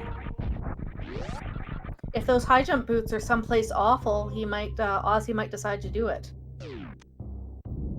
Indeed, and all things considering, I'm trying to think of the item placement procedure we've been going through, and it seems like we have been kind of railroaded a lot this seed.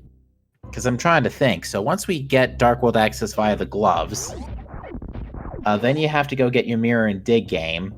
There wasn't anything in Thieves Town or Pod. Nope, you had to go over then to Besides Various Paradox Cave.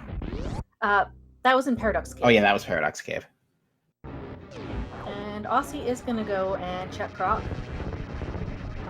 And even then, to get to Paradox Cave, you needed...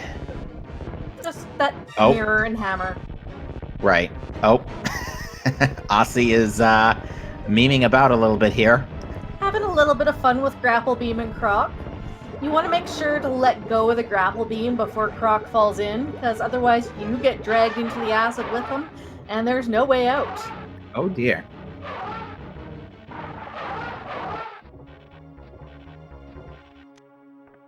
That I have not seen before. There might be a clip floating around of what happens when you hold on to the Grapple Beam for too long. Oh, I'm sure it's there.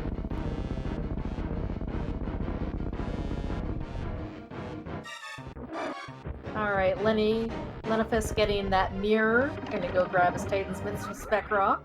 But yeah, it really was a pretty logical seed. Just to sum up for anybody first coming in, now that we're 90 minutes in, Morph Ball was in Brinstar Ceiling with Morph Ball bombs on the race game.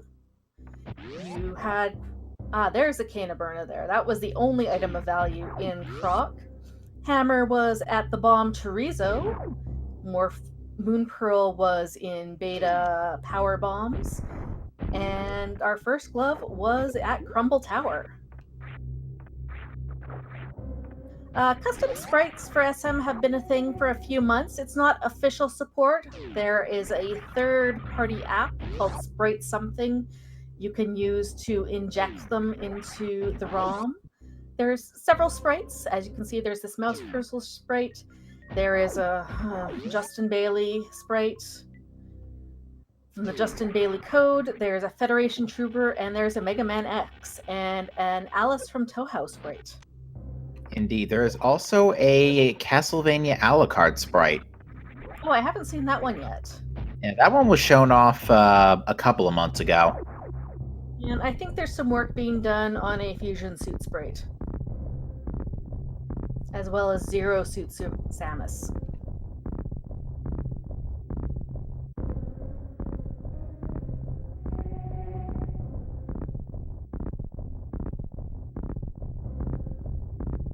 Alright, Bressingham got his mirror from Dig Game.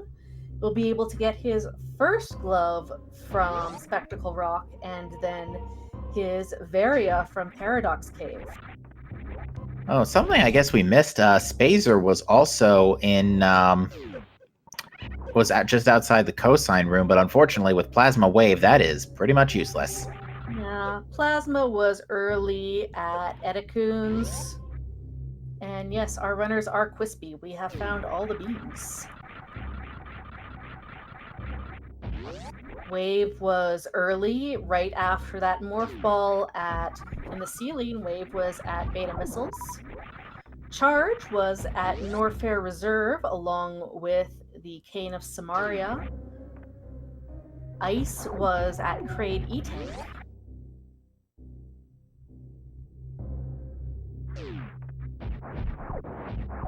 We are still looking for Ether Medallion for Turtle Rock, Hookshot for Swamp, and potentially either High Jump Boots or the Gravity Suit for Meridia.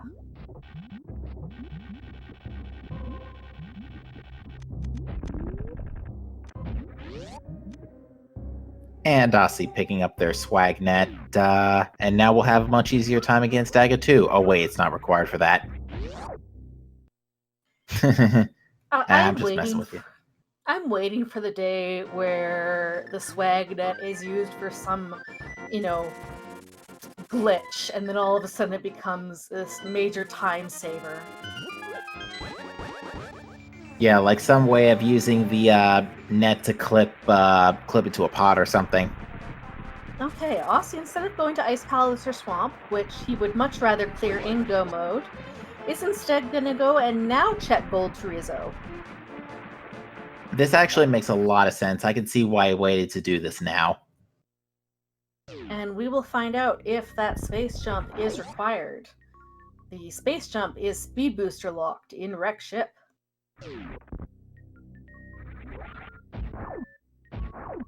Just an E-Tank on top of Gold Chorizo and a hard container at Showcase Showdown, so no need for speed booster and space jump just yet.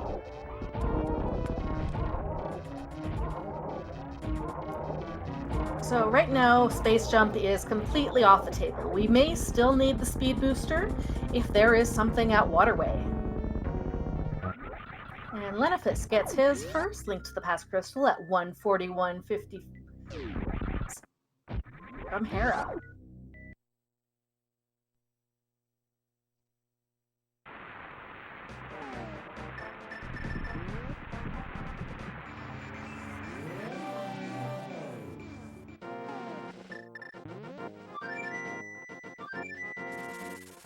Alright, so I imagine Ice Palace or Skull Woods is his next play.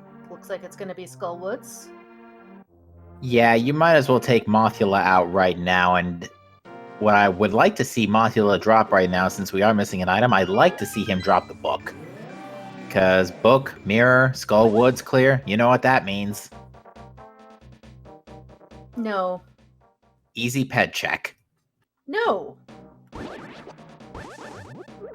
I want to see the hook shot or the ether medallion because I am tired of this linear progression. Hookshot would give them access to stuff in Hookshot Cave as well as Swamp Palace and an easier clear of Ice Rock. Ether Medallion is, of course, that entry to Turtle Rock where there are 5 items inside the dungeon as well as one in Mimic Cave. True. As well as our ticket to get into Mire.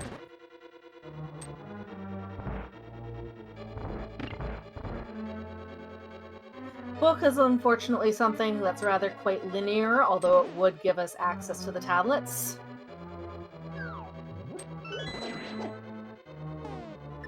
I mean, for all we know, the tablets could have what we're looking for, too. There's still a lot of spots where our things could be.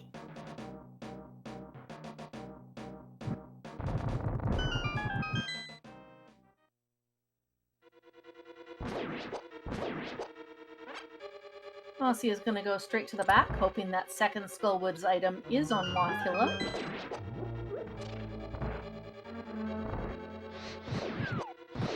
I can't remember. Did we ever get a look at the pyramid ledge anytime between... well, if we did, it was just supers, so... JC picking those up.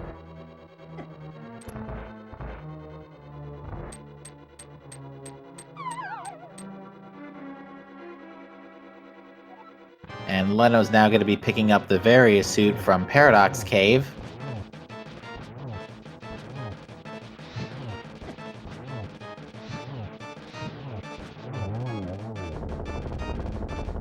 Nice spike dodging combination, tempered sword swings, and fire rod shots on the moth. And we do get our second item, only a piece of heart.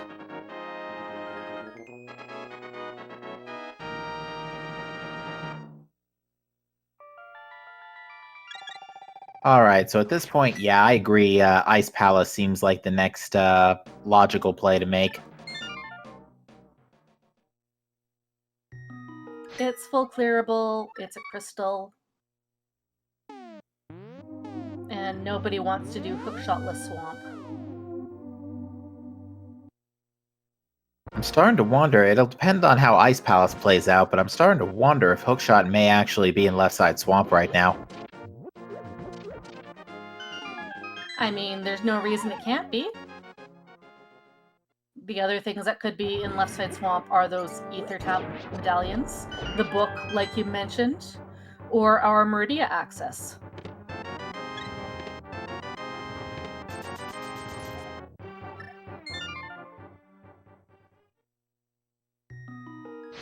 And Aussie is just now checking back if Escape 145 minutes in.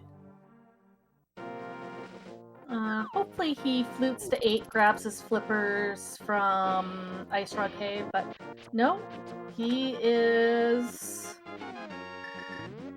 Going to do Swamp? Okay. Oh wait, how? Yeah, Aussie has to. Aussie can't do Swamp. He has no flippers, so he might be fake flippering to Ice. In that case, you'd want to be in the light world. Yeah. No. Oh, you know what it is? He hasn't checked Pyramid Catfish. There we go. That's the thing.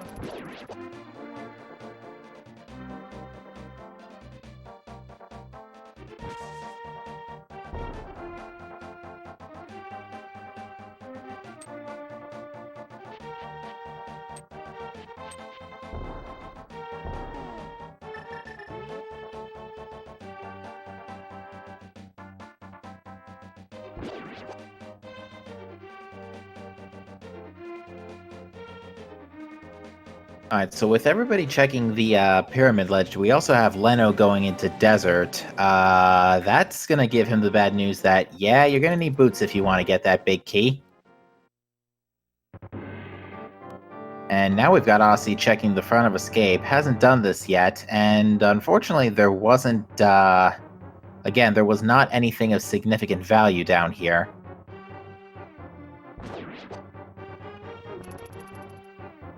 And JC learning that hints are not enabled in version 29 of this combo randomizer. Unfortunately, he just took the double pitfall down and is falling to pieces. Oh wait, that's not the best song to use for this scenario.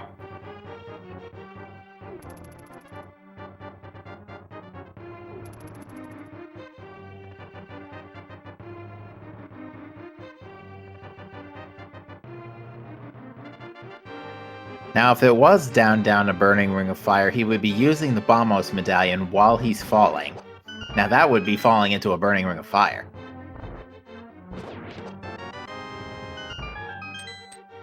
And Bressing now finally routing in that glove from Crumble Tower. So that'll be Bressingham's Titan's Mitts.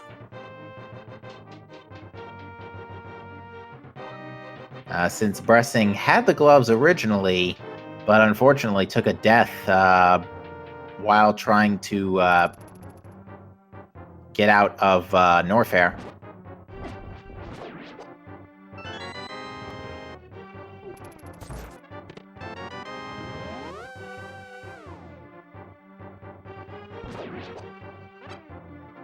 And now that Ossie's done check in front of escape, his next stop is going to be Dark Cross.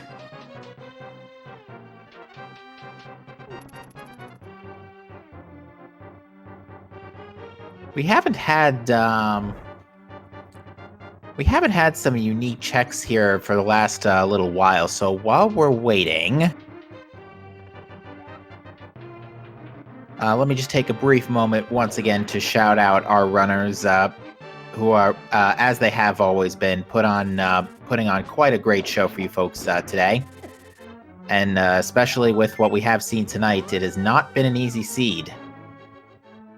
And also a bigger shout out to our trackers tonight. We have Semper Firedog and Duder K on tracking. And of course our co-commentator Mind of Me. Or my co-commentator, I should say. And of course our tech crew working behind the scenes to make sure the stream stays in one piece for you guys. Okay. So it looks like Aussie went and did his quick escape checks again at 1 hour 50 minutes in. That was something available quite early, since obviously bomb escape is always in logic. And with the 4 runners that we have on stream, we also have 2 more off stream in the SRL room. One officially in the SRL room and one just racing alongside. We do have these races. I'm not sure if Captain MD mentioned about our schedule.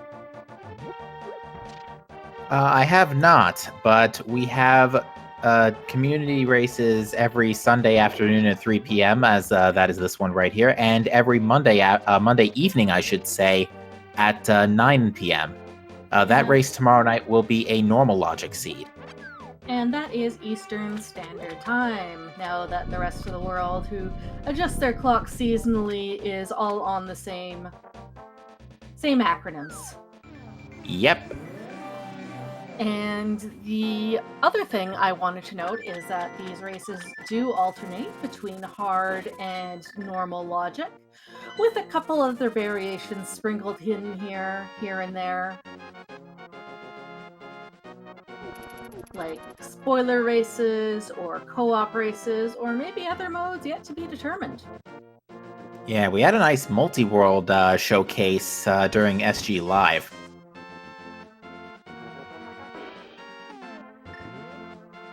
And even if you're not available at these times, if you check out the Discord, doing !SMZ3, you can find races done almost every single day.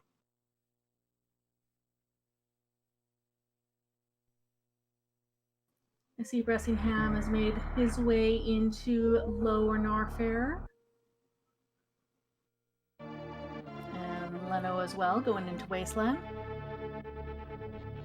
Alright, so Aussie has done a save and quit back to the ship, so let's see where he's going. Has he not checked Gauntlet after all this time? Not the middle of Gauntlet. He had a quick peek at the back of Gauntlet early on. So he'll get the information that Middle of Gauntlet wasn't much of anything either. I think he really wants to be able to do a go mode ice. It's one of those dungeons where go mode versus searching for items is a huge time save. Yeah, the same applies to Swamp Palace, and not so much Turtle Rock, but yeah, Ice and Swamp especially. And yeah, Aussie sees the bad news, is just gonna nope right back out. Aussie could fake Flipper into ice, but he would really rather much just go and check Ice Rod Cave for those flippers.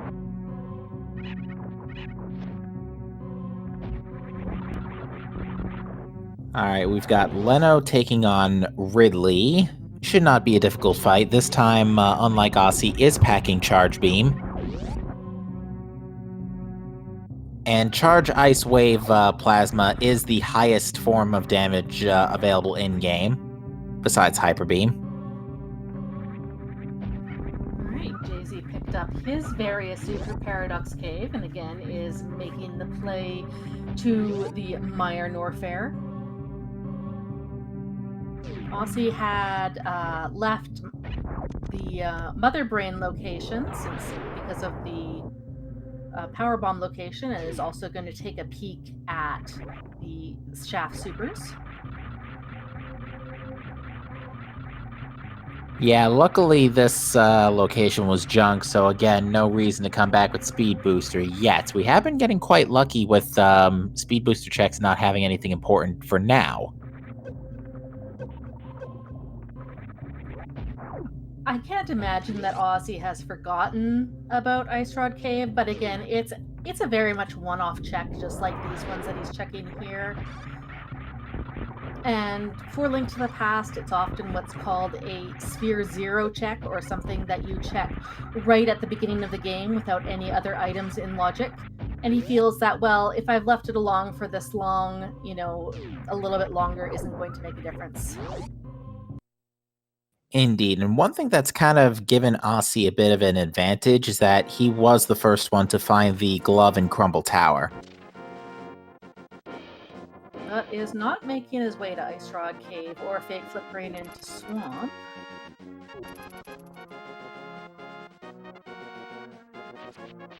Looks like he's going back to the Dark World.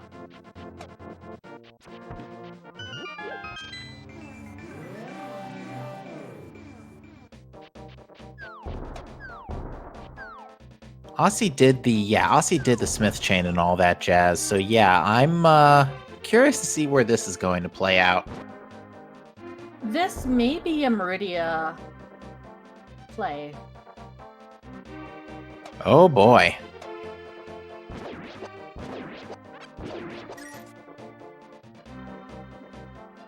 Nope, Yeah. not Meridia. Or no, there's another fake flipper setup. He's going to do the fake flipper setup by the Dark Potion Shop and then take the portal. Ah. And then that will actually set him up to mirror and check Ice Rod Cave and actually get the flippers. Gonna be interesting to see his reaction to that one. Aussie's gonna play it cool.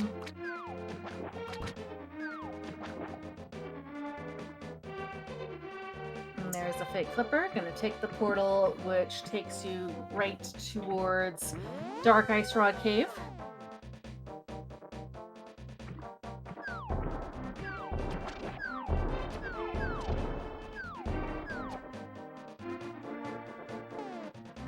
All right, so Hopefully he does mirror. Yeah, he's gonna mirror and check it and see, oh, there are my flippers.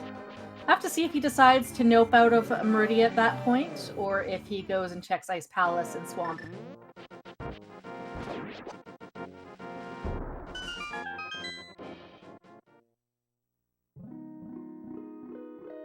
yeah, Sulus Meridia has been a pretty interesting thorn in our runner's sides of the last few weeks. Everybody, I'm sure a lot of you folks remember early last month, the Moon Pearl Shack Tool seed we had that past early October on that Sunday, and then Fire Rod on Shack Tool the next day. And yeah, now that Aussie has the flippers, he's not gonna bother with that suitless play. And instead is going to go right into and clear Ice Palace. Yeah, you hate to have to do it after putting it off for so long, but unfortunately, it's just got to be done. And did he? Oh, he didn't do all the flippers checks. That's right. He didn't do the didn't do bridge guy. Did he get scammed by Zora? I want to I say think no. so. I think he did actually. I think he was the one who fake flippered to Zora and did the water walk set up out of Waterfall Cave. Ah, that's right, because he showed us that the Waterfall Fairy had nothing but B-Torps. And then he saw the energy tank on the Zora ledge, but was unable to get it. Yeah, I can't imagine Ossie's going to go for that now, since health management has not been an issue on his end so far today. Shack Tool is still not in logic. We would require Gravity Suit or the High Jump Boots. And Leno is showing us a neat trick where if you're firing your wave beam into this corner, you can do kind of like a fake speed booster to clip right through these rocks. I don't know the exact setup, but I do know that Aussie did it once in a tournament match and blew the commentator's mind. Oh, I remember that clip. But instead, he's just gonna go and do the wave gate glitch and do reverse crumble tower.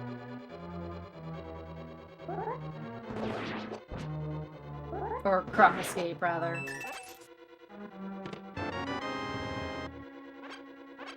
I remember a seed sometime back where we've been looking for suits for a ridiculous amount of time, and Varia suit was in the first chest of Swamp, and Gravity was in the first chest of Ice, and those were not full clearable. Something was missing for both runners who picked him up. Just going to interrupt you for a second. While Bressingham is having a rough Ridley fight, has already drained his reserves, is down to less than an E-tank. Ooh, and he's out of super missiles. He cannot Crystal Flash right now. This is going to be tight. I don't know if he has enough ammo. I think he's got enough ammo. He can use power bombs, absolute worst case scenario, but he's got to get grabbed. Yee! That was clutch. 6 energy left.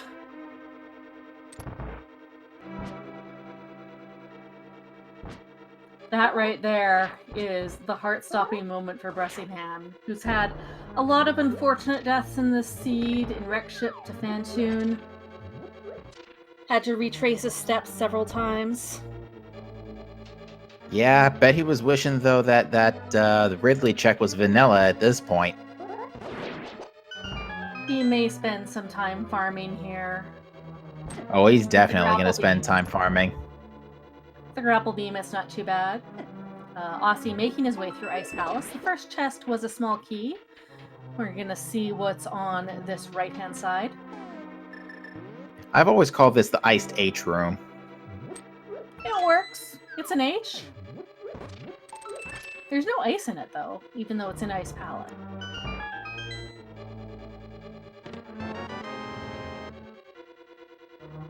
Alright, that's our first item in Ice Palace, but it's just a pack of power bombs again.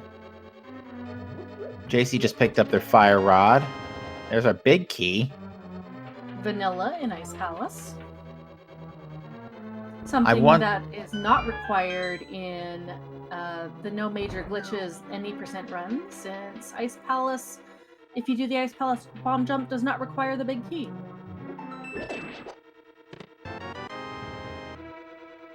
Oh boy, we're gonna have to probably go all the way around to get everything here in Ice Palace. But you were saying before I went into the big key. Yes, just kind of reminiscing a bit. I had a seed. I witnessed another seed one time where Ice Palace actually had all 3 Go Mode items. It was specifically it was Mirror, Bombos, and a Master Sword, all within a minute of each other. Also doing another nice little bomb jump to save a bit of time to go towards Ice Tea.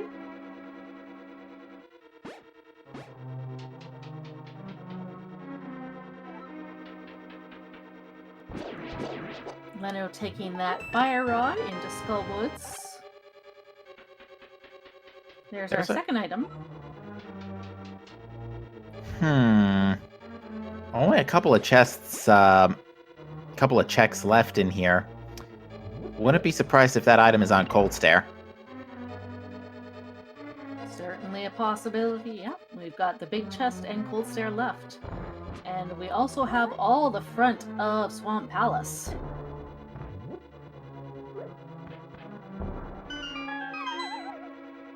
And since Aussie doesn't have the hook shot, can't do the nice clip to get through those blocks, gotta access it the vanilla way. Wow. But that is our third item in Ice Palace. Ice Palace was a bust. That is not particularly common. It's not particularly common, but I'd also say it's not particularly uncommon, especially when we don't have Go mode yet. But Especially, go ahead. Especially considering how much we're still looking for. I believe that there is something that leads to progression in Swamp Palace. That's all that's left. It could be the boots, it could be the book, it could be the gravity suit, it could be the high jump boots, could be the ether medallion. My prediction. Hookshot. Yep, my call for hookshot in left side swamp still stands. For backwards suitless Meridia, I believe we can get the precious missiles. And I think that's it. I don't think anything else would be in logic without the high jump boots.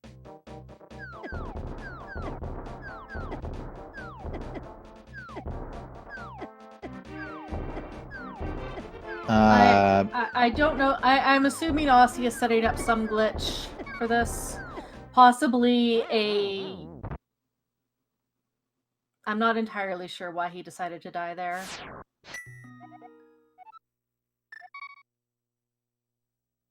Yeah. Maybe he just wanted to show off the death sprite because he knows he's not going to die anymore. They do have Spring Ball.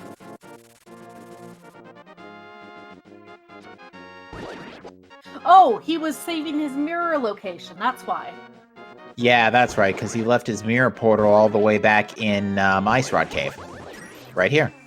Yeah, and so if you save and continue in the Dark World, it saves your mirror spot.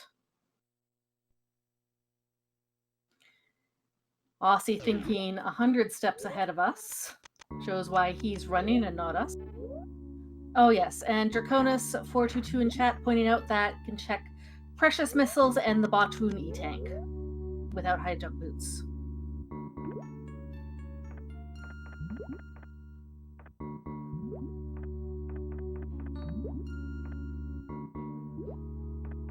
This is going to be really interesting if Hookshot is in Meridia.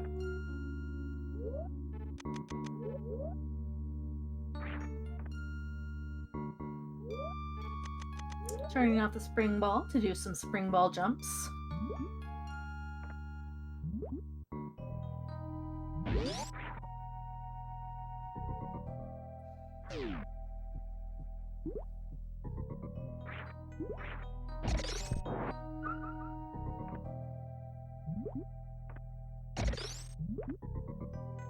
So I just noticed that Leno, Bressingham, and Jay-Z only have Master Sword.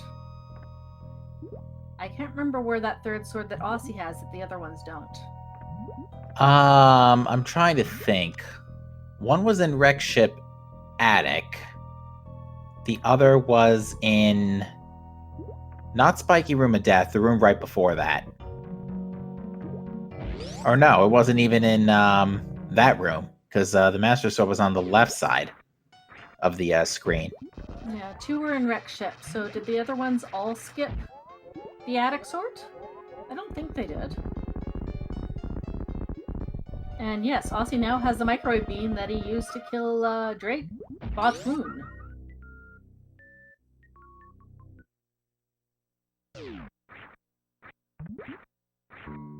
Yeah, I know. Hi, Apathy Duck is asking why he's doing Batoon from over here. It's because he's doing Suitless Meridia in reverse. Yeah, right now we're missing. We can't find our gravity suit, and we've checked pretty much every place else, including Ice Palace. The only other logical place we could have checked was front of Swamp. That's about it. Bressingham picking up his charge beam and Cane of Samaria from Norfair Reserve, while Jay-Z finishes up the Norfair escape.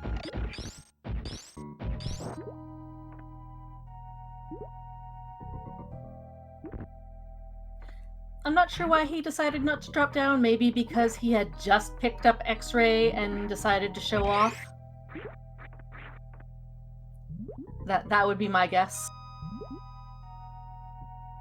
Indeed, it appears we have Aussie setting up for a Metroid ice clip here.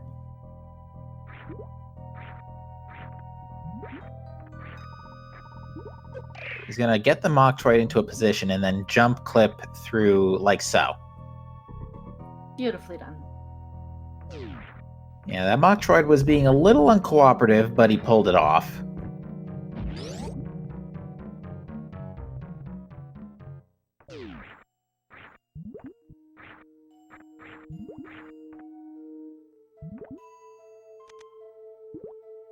But the fact that Aussie is doing these kinds of checks in Suitless Meridia just shows how much people dislike having to do Swamp Palace. Now that was an interesting trick that Aussie did there. He used the shockwave from the super missiles to drop the crab to a position where he could ice it and then use that as a platform. Unfortunately, that other crab is in a slightly less cooperative position.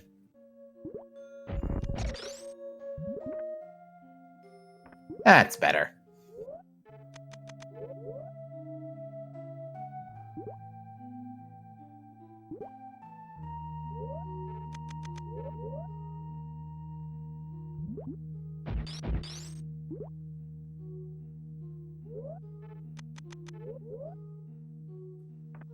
But yeah, right now, all eyes are on Aussie 101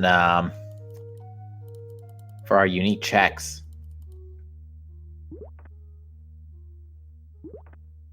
He's going to go head up towards Yellow Meridia to get the beach and the watering hole as soon as this crab cooperates.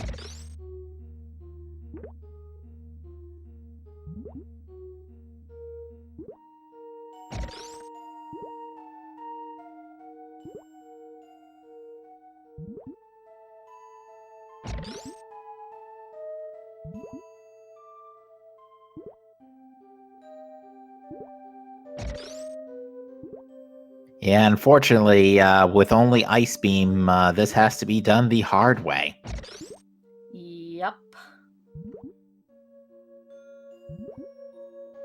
And yeah, I was just double checking the logic that this does not require high jump boots. He can also get to Crab Supers and Mama Turtle. You know something else as of the last few weeks? Mama Turtle has been a pretty hot spot for progression too. So I would not be surprised if we see Mama Turtle carrying either our suit or our hook shot.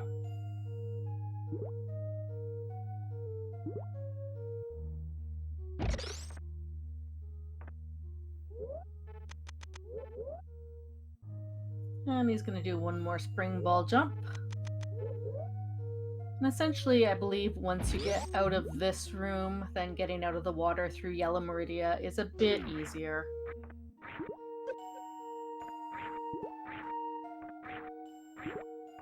And in chat, I'm just confirming that these checks are in logic without hookshot. Spring Ball and Ice Beam does put them into logic.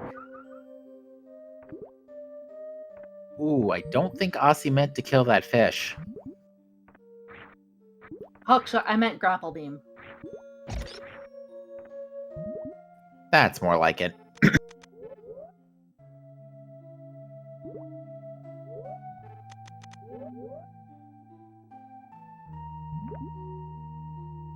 Aussie does have Spring Ball. Just needs one more little jump to get out of the water. And there's 3 more checks to make.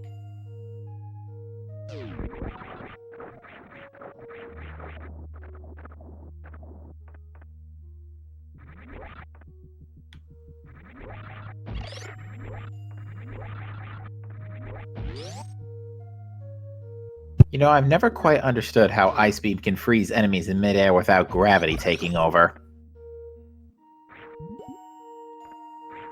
Only a single arrow and the piece of heart. And he is doing a spin jump escape to get out of the watering hole. This is very input heavy, as you can kind of hear Samus rattling back and forth on the walls, but gets it. Not to mention you are partially blind halfway through because you can't see the sprite.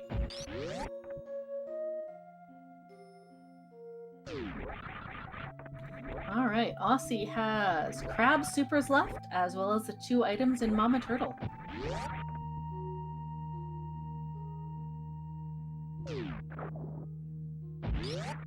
I have to think if he doesn't find anything here, he's probably going to hard reset. X-ray is not worth keeping. Nah, not at this point.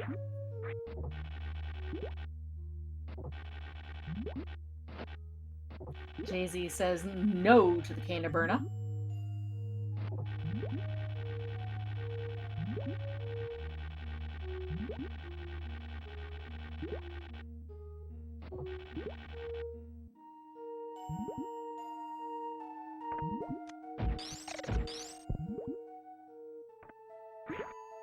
Alrighty, here come crab supers. Leno doing his... Oh boy, it's the ether medallion. Well, he is not resetting out of that. Not anymore. That puts Turtle Rock in logic. We still have no way to get into Mire, so Pet is still out of logic. But with 5 items in Turtle Rock itself and 1 in Mimic Cave, that has to be the next move for Aussie. Absolutely. Leno gets his mirror shield from the Hercle chest. Bressingham finishes off Mothula. Aussie's not even... Sorry, you first. I think we're going to say the same thing. You go ahead. But yeah, Aussie is skipping Mama Turtle and is going straight back to, I imagine it's going straight back to Link to the Past through Upper Norfair. Yep, Upper Norfair will put him on Death Mountain. Gets him in good position to go over to Turtle Rock.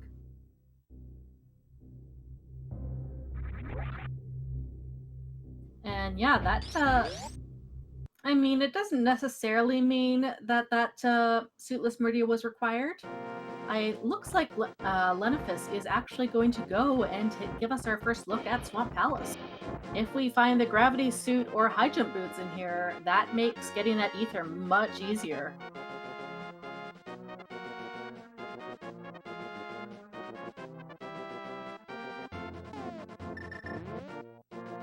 Yeah, this is going to be interesting because, yeah, we can check in Swamp, we can check besides the first chest, because that's guaranteed a key, we can check the compass chest, we can check left side Swamp, and I think we could check the bottom of Swamp. We can check the map chest, which is the bottom wall, compass chest below the big chest, and the 2 chests on left side. Okay. And if we get the big key, then obviously we can check the big chest.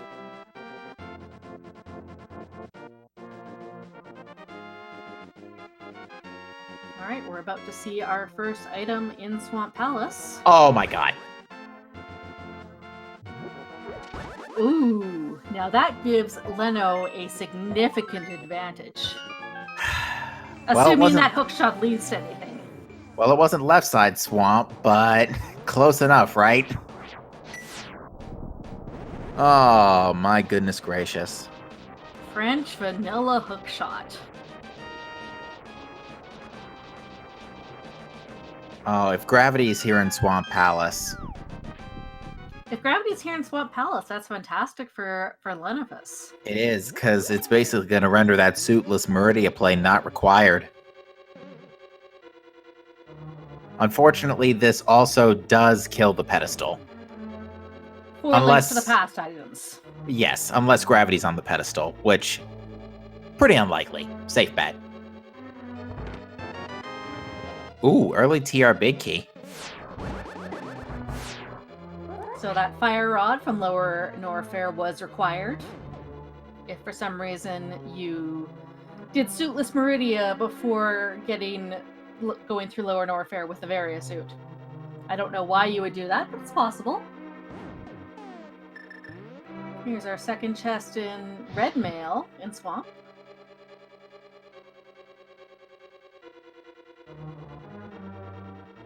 Yeah, red mail, 15 hearts, tempered sword. Well, no, actually, Leno's still on master.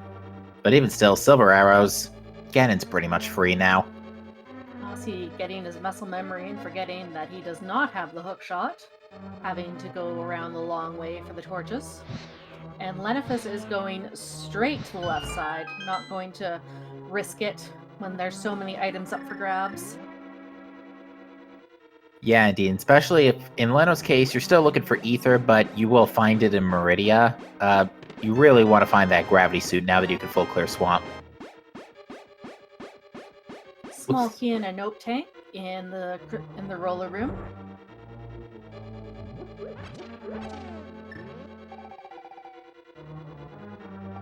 Really, Leno made an interesting decision. He knew going into Swamp Palace that he wasn't able to full clear it. He had the ability to full clear ice, which Jay-Z is doing. You know, it's the gambles like these that can really make or break a run.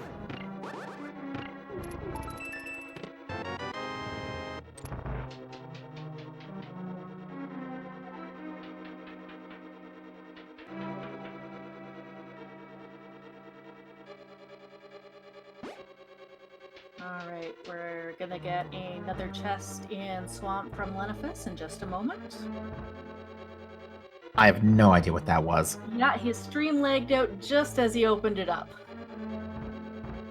Second chest was bombs. Did we see the map yet? We have not seen the map yet. Okay, I'll be sure to check his pause menu for the map. Have we seen the big key either? We've not seen the big key unless it was in that swamp, in that chest. Yeah, I'll check his map, his pause menu for map and compass. It's probably going to be a while since he's going to stay on hookshot for a while. It was the big key. And we find the book in the big key chest in Turtle Rock. That's unfortunately too little too late, because that book isn't going to really give us much. Yeah, we might get a gravity suit or high jump boots out of it. But yeah, we could check the tablets, but at this point, actually, all things considering, that would actually be a considerably likely spot for those two to be.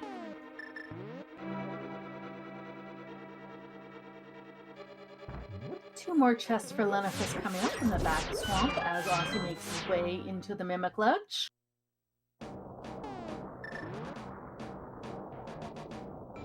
Rupees and more rupees in the back swamp.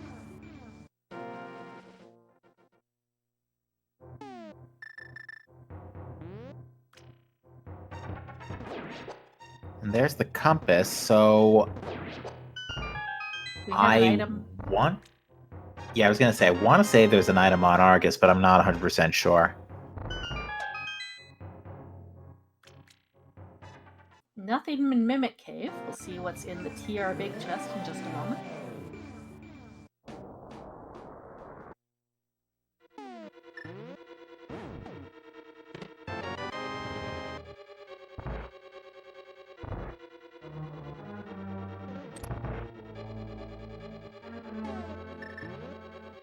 One of us having to do a Master Sword Argus, 2 swipes or 1 spin per puff.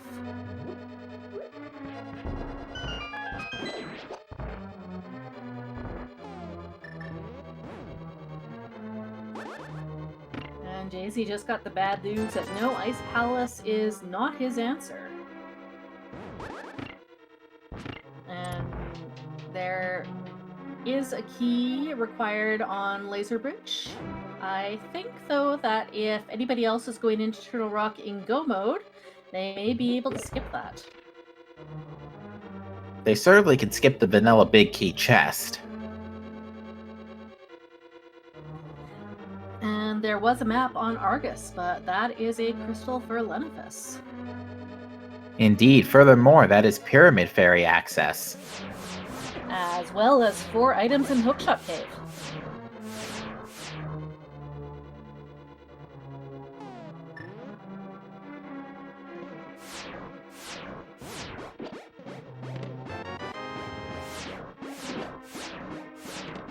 Laser Bridge gives us the compass, the map, the small key, Wow. and there's the gravity suit. So everything was literally everywhere else. You So had it's- to go to Meridia to get Ether. You had to go to TR to get Gravity Suit, and you had to go to Swamp to get Hookshot. Yep, but with gravity suit there, that means that suitless Meridia is required. But if the hookshot is gating high jump boots, that means that if you get the hookshot first, you might have an easier suitless Meridia. Ay. So we've had to have a Hell Run and Suitless Meridia this seed.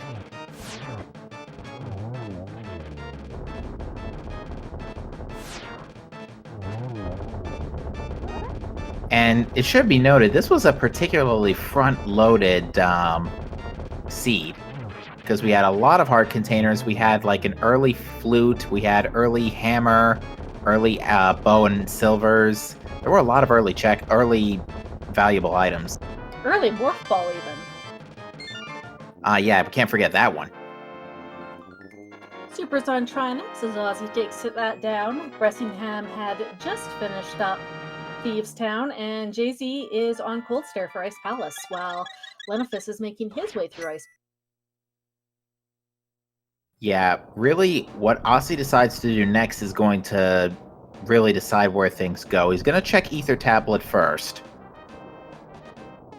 courtesy of the book from Turtle Rock, but after that, it's gonna we're basically going to need to see if he chooses to go to Swamp or to return to Meridia.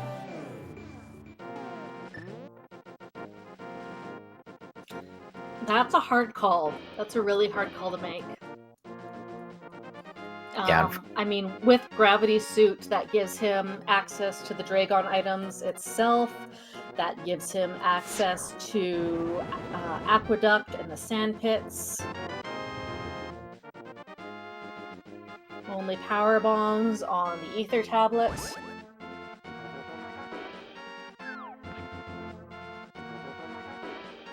And it looks like Aussie is going back into Super Metroid, so he's going back to Meridia. Yeah, I get the reasoning behind this, but unfortunately, we know it's not the play. Unfortunately, yeah. He's not going to find anything for him in here. Might find the Pegasus boots, but if anything, that's going to throw him off the path, because then he's going to think, oh, maybe it's on the Green Pendant, or it's in Mire, or it's in Desert. Checking Bonk Rocks or King's Tomb. Yeah, indeed, this is actually one of the few occasions where we don't want to see Pegasus boots. At least not yet.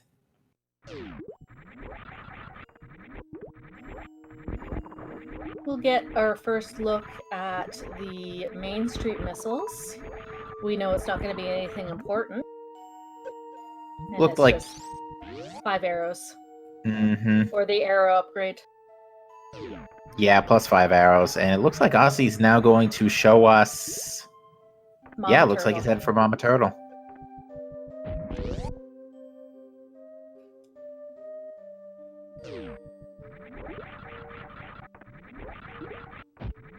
I'm assuming Jay-Z does have his Various suit.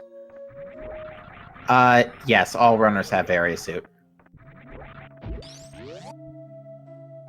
So he did a quick desert check.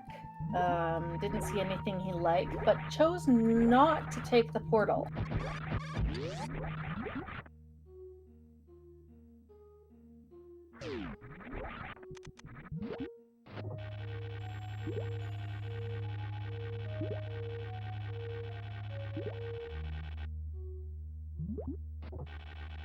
Very nice use of gravitic grapple beam strats by Aussie.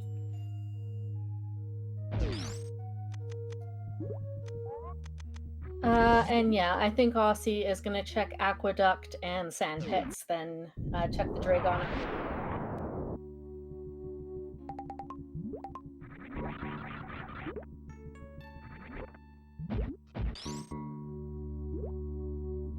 Waiting for the snails to cooperate, always the hardest part of the snail clip. Yeah, because isn't there like only a 2-pixel window for this? It's very narrow. That looks about right. Nope, needs to be 1 more pixel up. And that is not 1 pixel. And then the other snail interrupting him. I'm just gonna call these guys boo snails because they look away from you, or they stop moving when you're looking at them. Aussie sees the first item in Aqueduct is a missile, and I think he might do Sand Pits first.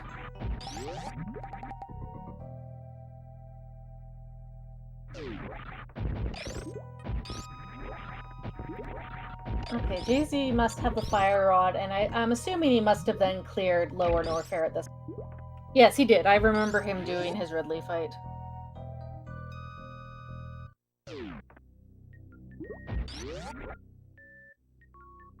And Lenifus clears Ice Palace.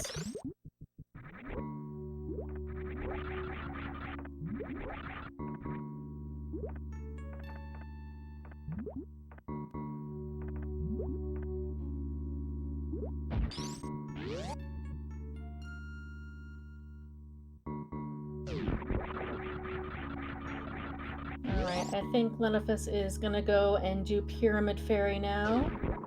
Jay-Z cleared out the moth, and Rusty now is making his way through Ice Palace.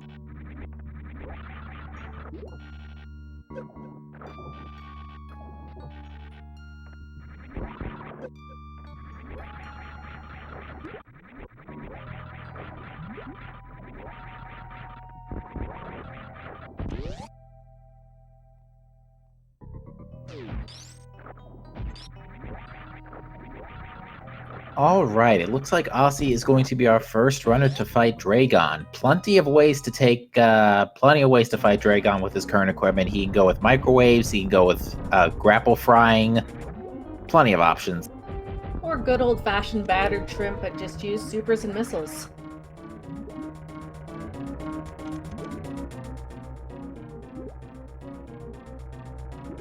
If I had to hazard a guess with that X-ray scope, it's gonna be a microwave.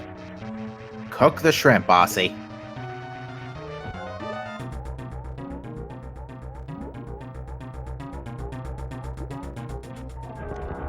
Since in Super Metroid Vanilla you're not supposed to have Plasma Beam before you fight a Dragon. Dragon has no... takes... Basically, he can't use... I know what I'm saying. But nothing in a Waterfall Fairy. Sorry, that's what I was watching. Well, there were high jump boots. Oh, I totally missed that. Okay, that Yeah, makes... high jump was in the left chest. Well, that makes Suitless much easier for Lenifus. You have to figure that's where Leno's going next.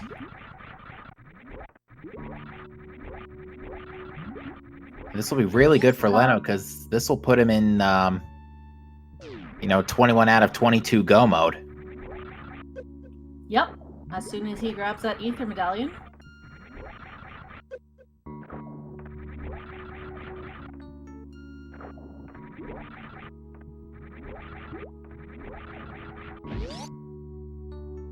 Jay-Z, after finishing up Ice Palace, is choosing to get that one last item off of Eastern Palace, off the Armos Knights.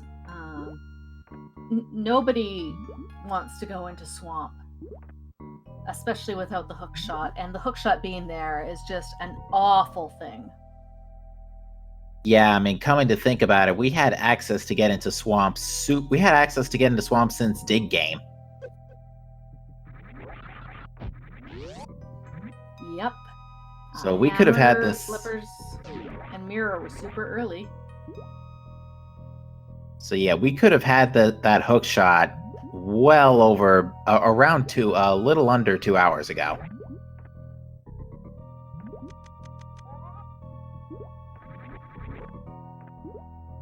Ooh, Aussie trying to use the X-ray scope to manipulate the snail's positioning.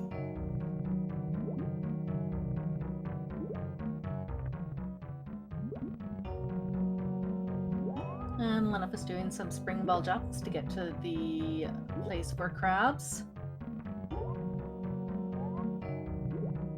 There he goes. And just flying bombs and bomb upgrades in the aqueduct. And Aussie is going to take a convenient save to go and check sand pits.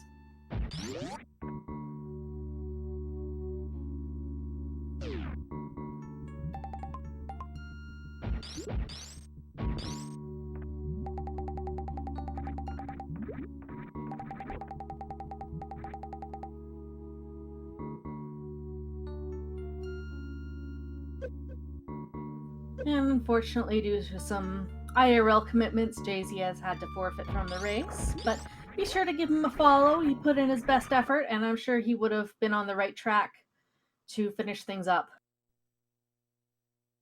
Yeah, it's always unfortunate when something outside of your control causes you to bow out.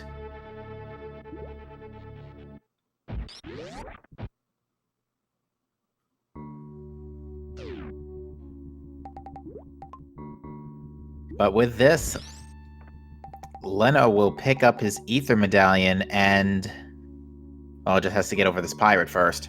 Yeah, he was in the other title first, other room first. Yeah, looked like a similar corridor. He does have enough to be able to do Suitless Dragon at this point. I'm not sure if he'll continue along that way, or if he'll just decide to nope out and then do it from the back. And Aussie is going to give us a look at Shack Tool. Unfortunately, with what we know, this is completely unnecessary, unless it by chance has Speed Booster, which would be nice, but again, too little too late. Or the Pegasus boots. Oh boy. That's the last thing anybody wants to see right now at this point. And yep, Leno sees that ether medallion and realizes, yeah, I better go get that.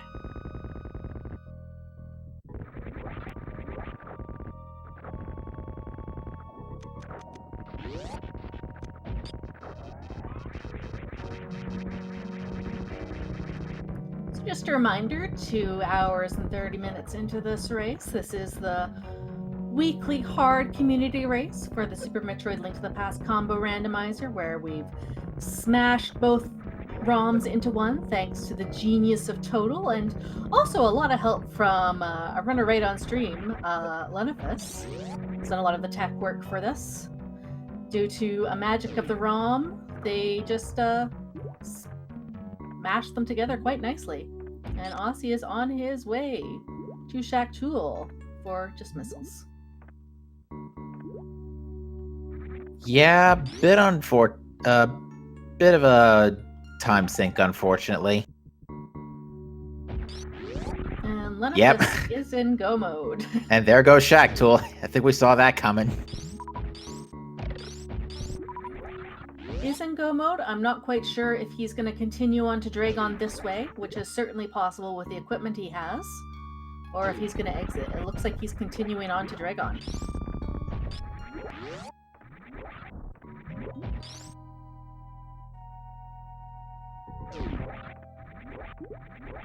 Certainly Leno is not having any issue with Meridia Traversal, especially now that he is packing high jump boots. And Bressingham just bombed the hookshot chest. Yeah. That's, I mean, I can't blame him. That's an accepted, reaction. Yeah. Acceptable reaction.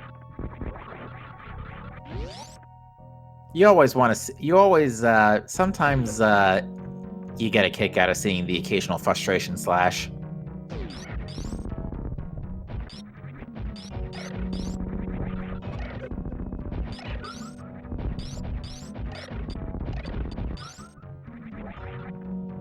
Now, this is going to be a bit of a tough jump for Aussie to get out of Plasma Beam location, because it's another one of those, like, double pixel perfect, or pixel perfect wall jumps.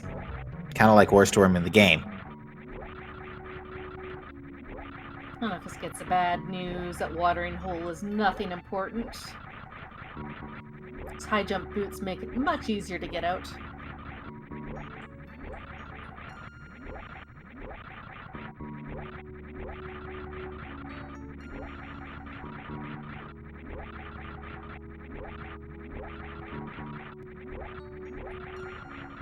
And you know what? This is kind of crazy because Aussie had a... Oh, Aussie has decided to hard reset.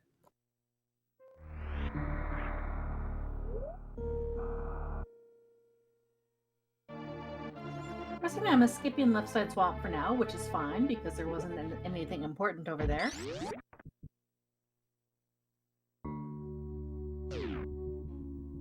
But still, the placement of these last 3 items is evil, because you really couldn't get more. You had to go to each individual area to get one over the other. Exactly. And there was really no good way to route this either. Because Swamp, Meridia, and Turtle Rock are all 3 completely different corners of the universe. I would say that Leno's routing was probably the best, just having these high jump boots for suitless. I mean, if you were in an ideal world, you get that Ether Medallion, the Nope right out of Meridia, finish off Turtle Rock, get your gravity suit, and then do Backdoor Dragon. Indeed, yeah, I was thinking that. I was thinking about that earlier, but Leno elected not to go for that path. I suppose Lenofus is still looking for either Speed Booster, Gravity Suit, or Boots just to make the Dragon escape a bit easier, or, you know, Link to the Past easier, which is why he's still checking items.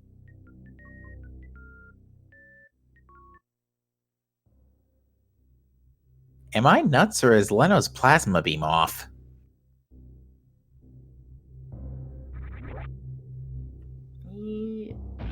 I could have sworn the Ice Beam shot I saw wasn't a wave plasma shot. Yeah, his Plasma Beam's turned off.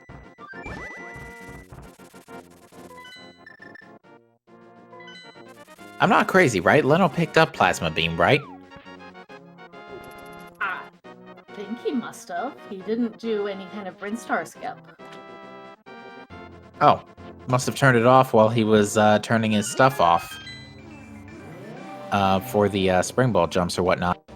Okay, Aussie is going to Swamp. Gonna pick up that hook shot. And be in go mode.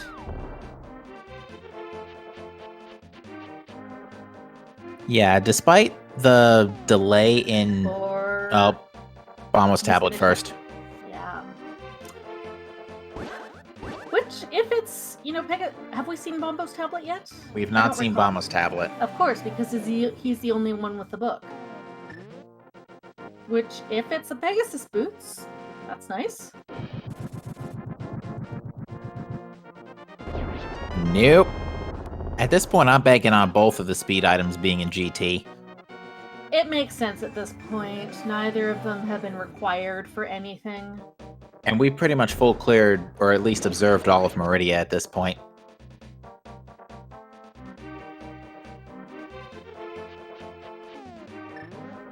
Oh yeah, we haven't even seen Meyer yet, now that I think about it, either. Yep, I mean, Meyer could have it. Hookshot Cave.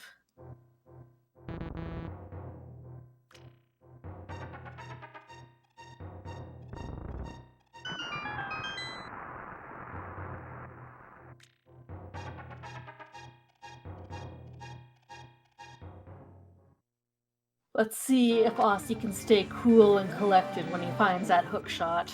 That is a screen to watch. he had access to this as soon as he grabbed those flippers from Ice Rod Cave. He was the last person to go get them. He was originally trying to do Meridia suitless when all of a sudden he mirrored and found them. Ossie's a pretty, he's a pretty, cool, collected guy. We'll see if he can hold it together seeing that hook shot. Yeah, no reaction. Just, all right, cool. I'm in go mode. Let's go mode swamp. Yep. So that's at 243.13 for Aussie's go mode, and biz everybody kills Shaq Tool. That's not limited to any specific emotion. There are people who treat Shaq Tool with respect, and I will ask you to acknowledge that. It's not everybody kills Shaq Tool, but it's definitely more common than bombing chests and fire rotting them in rage.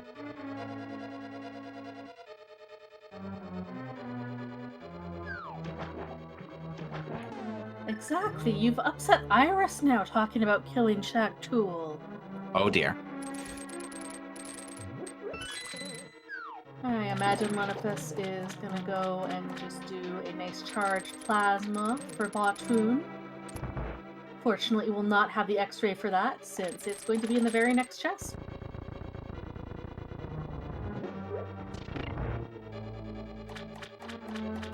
Chest, I mean check.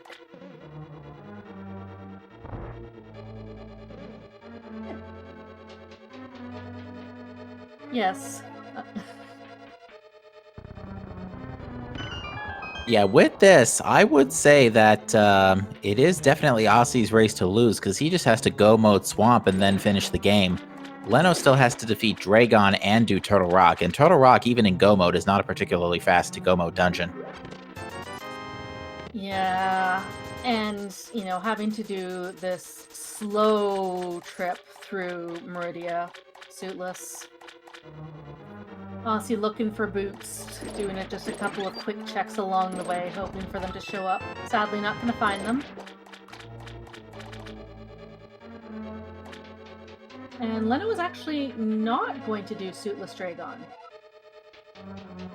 He is taking his way out. Gravity Suit is on Laser Bridge. Yeah, so this actually would not be too bad of a play for Leno if he elects to if he goes to Turtle Rock first, then comes back to do Dragon. Because ultimately that will make the Dragon fight and escape a lot easier.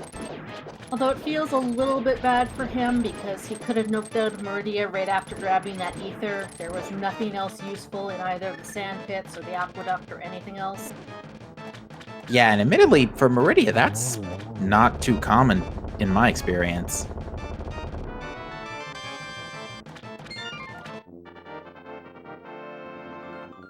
And with that is the 7th crystal for Aussie 101, so it is time to play the Ganon's Tower Big Key guessing game. There are 22 locations, one of which is still boots locked, by the way, in the basement of Ganon's Tower that the big key could be located in, so get your guesses between 1 and 22 where you think that big key is going to be.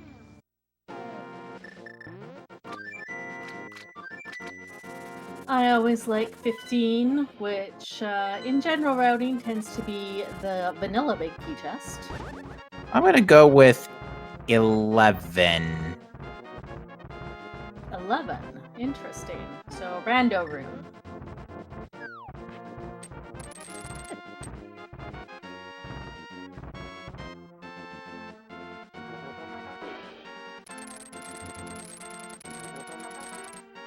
And it looks like Bressingham got his high jump boots from the Pyramid Fairy and is making his way into Meridia from the back.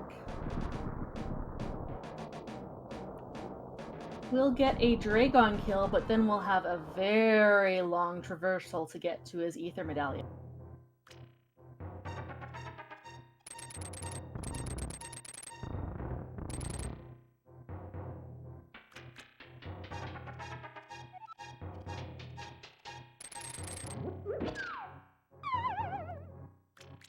All right, so once again, if you would like to get your guess for the big key guessing game in chat, go ahead. You still have about a little less than a minute before Aussie makes his way to GT.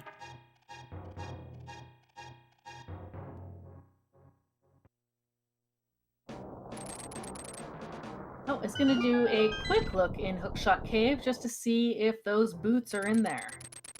Here's our first look at it. Yeah, honestly, like now would be the, oh, well, that ain't boots, but that'll do as well. Hopefully Lenifus and Bressingham check that, and they'll get a tempered sword.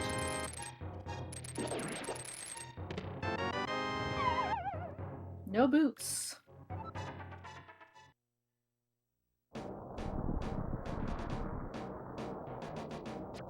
Yeah, not so much for Aussie, but definitely for Bressingham and Lenifus. Both of them are going to want to pick up that tempered sword, and they most likely will when they go to, or I would imagine they might try when they go to Hookshot Cave, or when they go to Turtle Rock, or when Leno leaves Turtle Rock.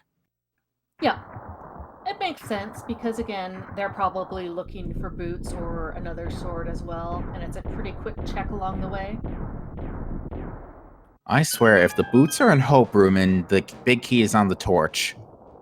Well, that's just how this seed belongs, really. No, watch Boots and Speed Booster both be in Hope Room here. Oh, we are on our way. Aussie showing us the first chest.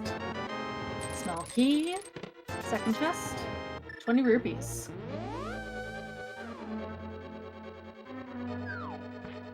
Alright, in just a few seconds we will get our answer. Are boots required for the GT Big Key? No, they are not. Boots were not required this time around. No going fast, man. At least not yet.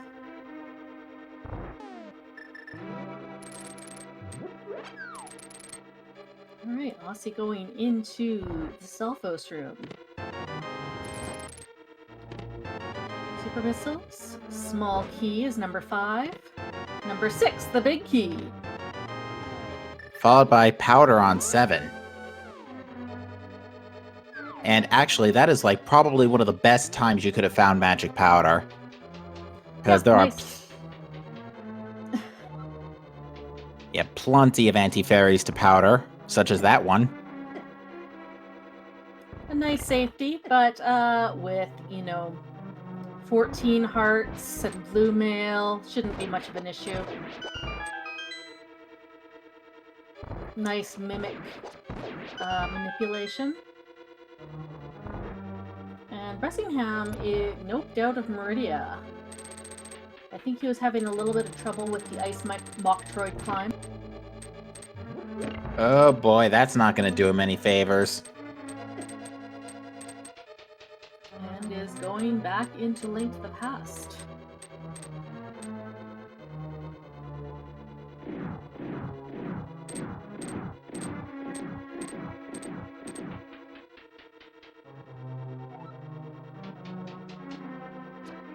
Orange the Yordi asking that, oh, well, maybe we'll see what's on the pedestal. Sadly, there is no custom credits text for the combo randomizer, and so it just says generic Master Sword sleeps again if you finish Link to the Past first, or Link to the Past second.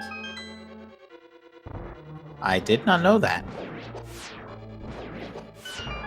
It happens that most people end up finishing Super Metroid second in these seeds, and so get Super Metroid credits. But if you finish Link to the Past second, you get Link to the Past credits, and they are vanilla credits.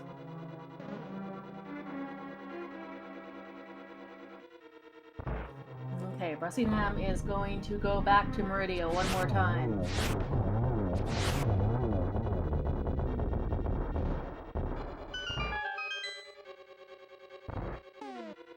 And yeah, lots of places for the boots, including all the rest of the Ganon's Tower basement. In Mire. Or up at the top of GT. Oh god, if the boots or Speed Booster are in the Moldorm 2, the thing that Aussie wants to find in like the Moldorm 2 chest right now is going to be Speed Booster. Speed Booster helps quite a bit in Turian.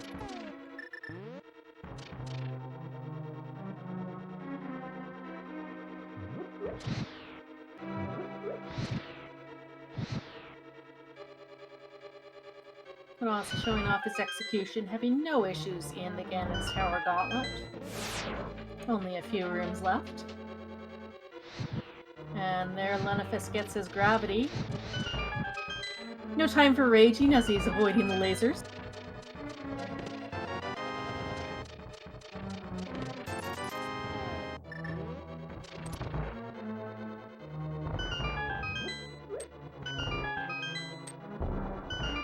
No boots in the mini Helmosaur room. How about in the refill station? Well, there's your speed booster. Alright, that'll be nice for Turian. I don't think Ossie's going to be looking for anything else. But he is on Restream, and so he's going to be doing his special trick.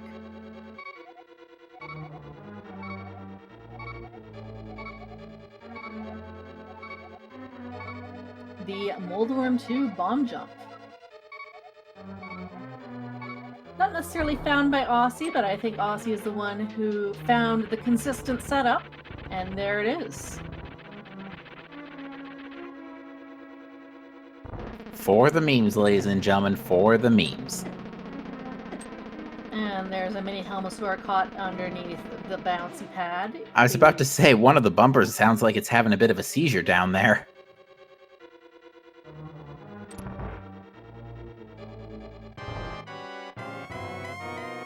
And on to the agonometry fight.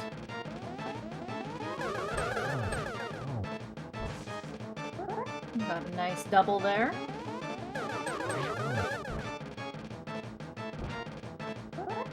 I don't think that was quite a triple. And that's Aga 2 down for Aussie, while Trinex 2 down for Lenifus. And Bressingham is just about through the... crap, I can't remember. The... no, not Amphitheater. The Coliseum. Alright, so Ganon just popped out of Aghanim and he decided, I'ma head out, and went to the pyramid, and it is now time to fight the big pig. Cheese facts. Well, we do have the magic cape, so Aussie does have the means to cheese this fight if he wishes. I mean, with Butter Sword, it's already pretty cheesed. It's only 6 slashes per phase. He had fantastic optimal placement for phase 2. It's already into phase 3. Not to mention, butter is also a good source of dairy. And Lenifus picked up his Temporary Sword from Hookshot Cave. Ooh, Bressing took another death in Meridia.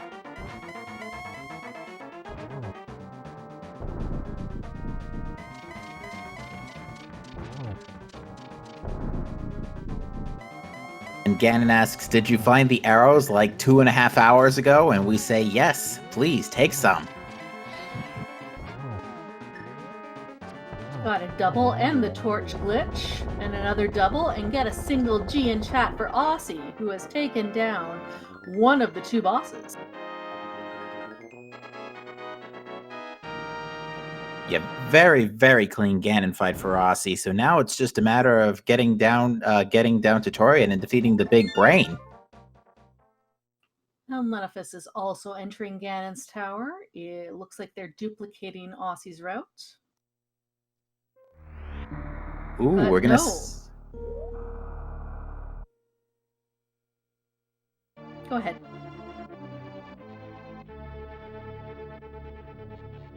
I was just saying, looks like Leno is going to check the right side instead.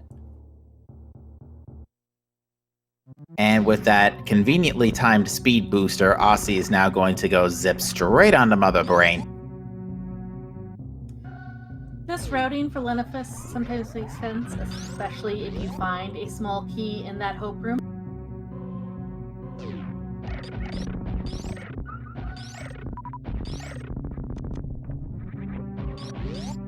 Let's see, we got Compass, Missile, Heart Piece, and the Mushroom. Now I'm wondering if the boots were on the Mushroom. Entirely possible.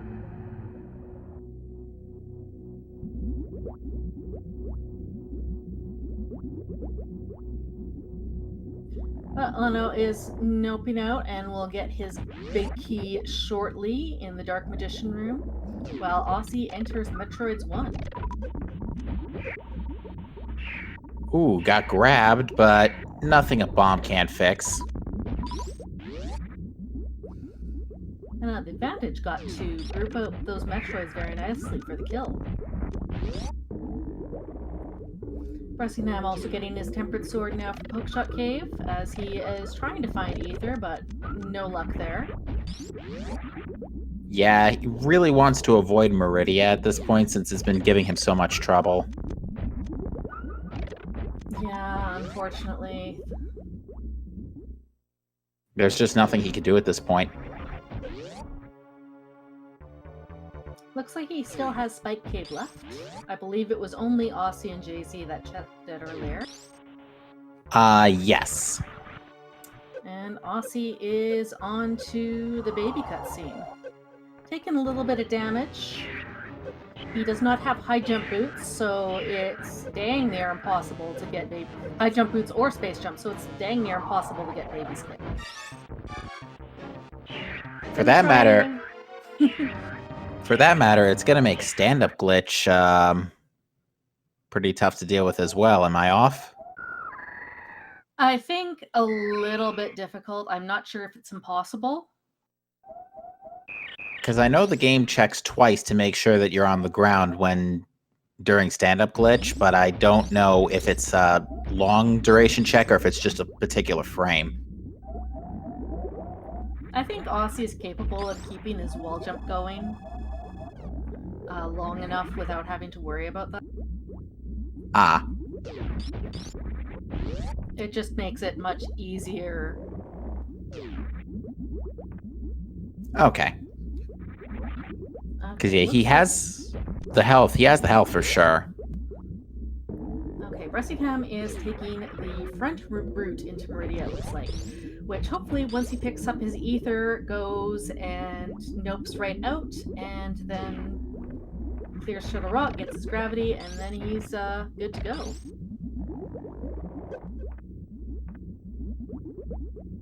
Aussie is attempting to perform a Zebetite skip here to try and clip through this first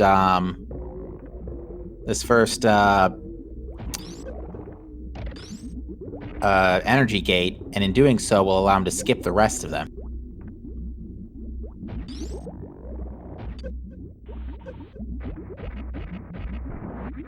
And decides, screw it.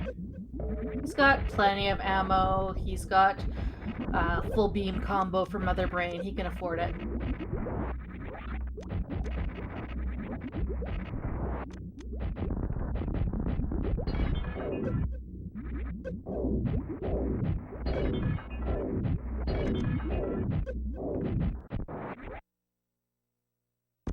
Alright, Mother Brain 1 done. Mother Brain 1 is done.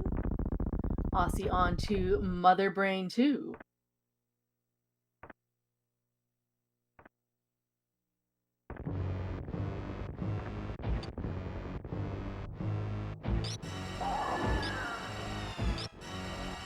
The part of the fight where it actually matters. How much ammo or if you have the correct beams.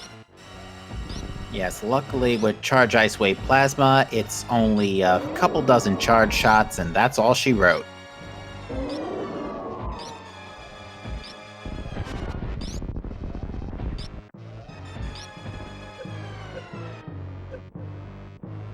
Taking the energy to get down to get ready for stand-up glitch at the 70 tanks.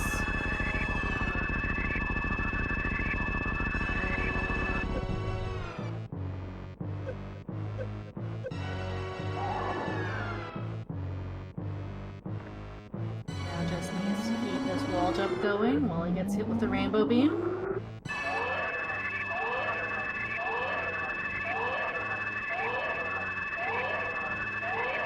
You know, the mouse sprite actually looks a lot better in this circumstance than the Samus sprite does. Kinda does.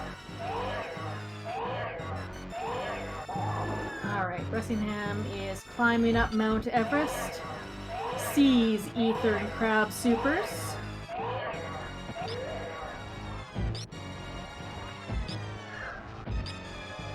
And Aussie is pumping charged wave plasma shots into Mother Brain.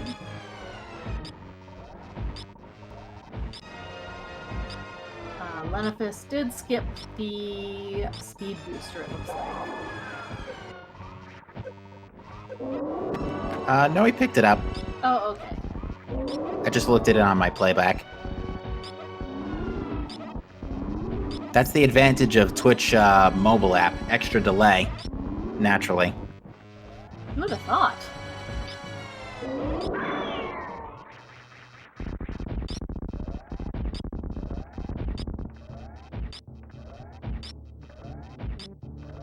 Ooh, Bressingham missed the jump to get into Crab Supers. And only one Hyper Beam shot Aussie required. Got a ton of damage in during the cutscene.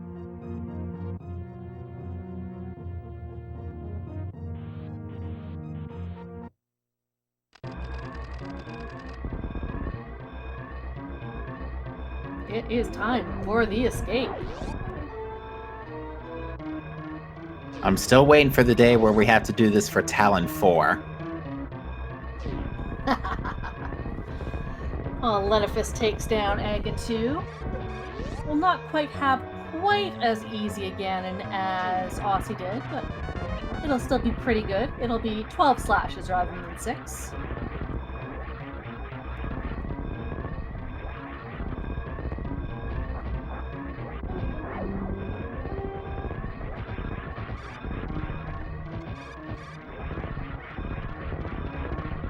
Oh, you know something? Our Semper Firedog, our tracker, just brought. We never addressed this. Talfon, I hope I'm pronouncing that correctly, won the Big Key guessing game with the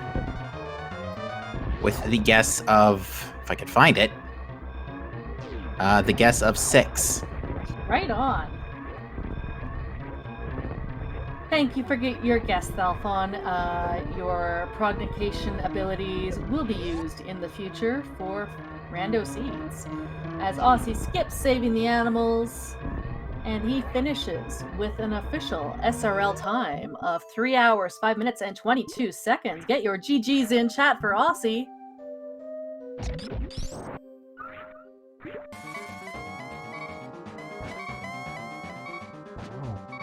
And yes, that is good for first place amongst our community racers tonight.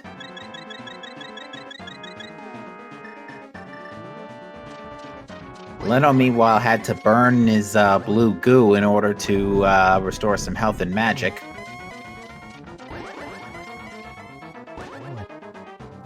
Fine time to use it. We'll see if we can get Aussie in here for an interview.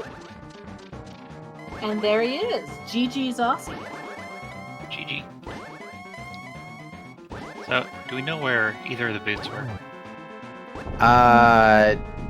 We do know high high jump boots. Yeah, high jump was in Pyramid Ferry. Pegasus boots, we have no clue. Probably Meyer at this point. Or the rest of GT basement. That means he could have had high jump for Meridia. Yeah. Yeah. Both Leno and Bressing actually did.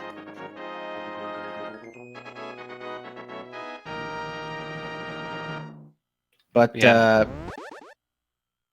Yeah, I didn't like that hookshot spot. You're supposed to be behind the ether. yeah, it's okay. I don't think anybody liked that hookshot spot. Bressing even left a revenge bomb for it.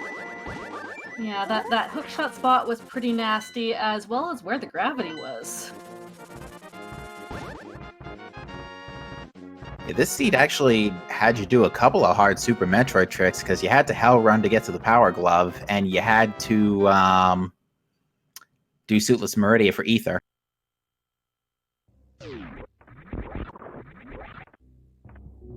I forget where Veri is, but we had Aghanim access. Could have got the other glove from that. True. Varia was in Paradox Cave. Yeah, Bressingham did do Aghanim access because he had a couple of unfortunate early deaths, didn't feel like doing the Crumble Tower Hell.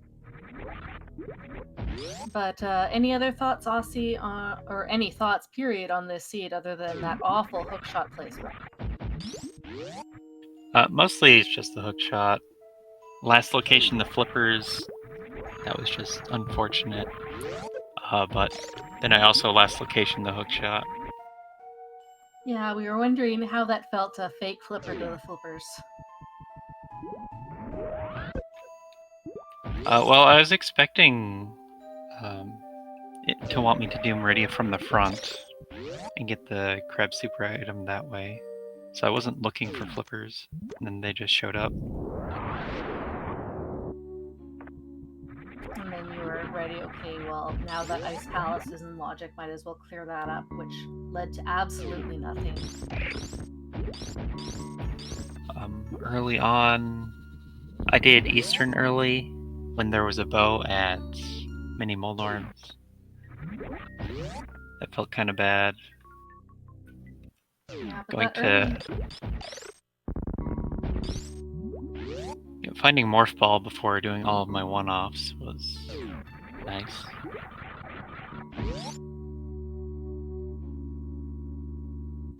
It was a bit of an odd seed where there was so much of that progression early, where, Morph Ball was early, Hammer, Moon Curl, Bow.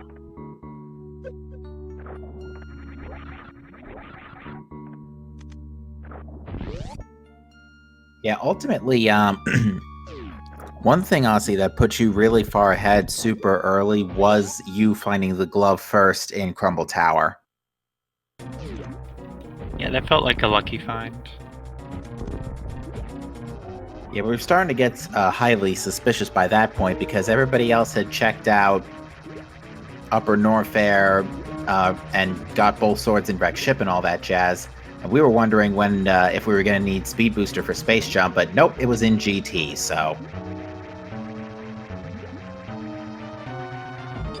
I did want to compliment you on deciding to wait for the Golden Chorizo check, since you knew that Space Jump was speed locked in wreck ship early, and that you're like, no, I'm not going to go and check Golden Chorizo. I'm going to take out Mother Brain. Golden Chorizo is a quick check afterwards. Yeah, I tend to not like putting off the Golden Chorizo check because it takes a lot of time to refill my supers after the fight. But then once I did Norfair, I had Charge Beam, so it would have been a faster fight. But even then, I'm not sure I ordered it properly with my other checks that I was doing. Like, I could have reset out of the fight and not kill him at all. Right. So there were a couple of decisions like that I wasn't sure of. Like if I wanted to do early pod, but then I'd be forced into finishing Eastern, or just how to order my one-offs. Most of the early dungeons are pretty bereft of items, which makes that hookshot and swamp so much more frustrating. The only other required items in dungeon were that spring ball for the suitless Meridia, and of course then gravity suit in Turtle Rock. Yeah, I remember we were like legitimately shocked when we saw Ice Palace was barren because we're not used to seeing that. Especially after how starved for progression we got by that point.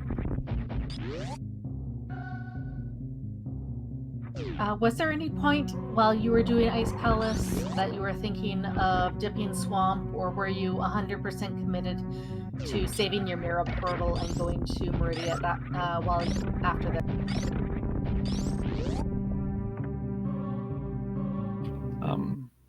Like there was some thought to it, but I didn't want to just last location my ether because that'd be slow. I'd rather do everything before hookshot instead. That is fair. It was about an equal number of checks for Suitless Meridia versus front of Swamp. Suitless Meridia might have even had more checks at that point. All in logic because of the Ice Beam and Spring Ball and Grapple.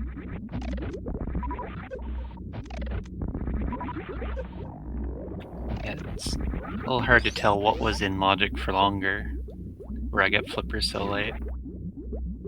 But I was feeling that Spring Ball and Ice was enough that the Meridian items were sitting around for a while, that I should check them.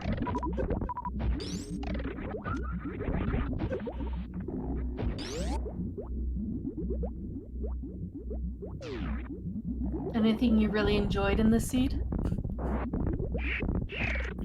Yes. My Shack tool check. Like I was practicing that bomb jump yesterday, so I got to do it here, and was pretty successful at it. Nice. How are you feeling about offensive equipment? Because we got a lot of beams, and and you got tempered sword real early from Wreck Ship. I felt that my super count was low going into Ridley, and I didn't have charge until after.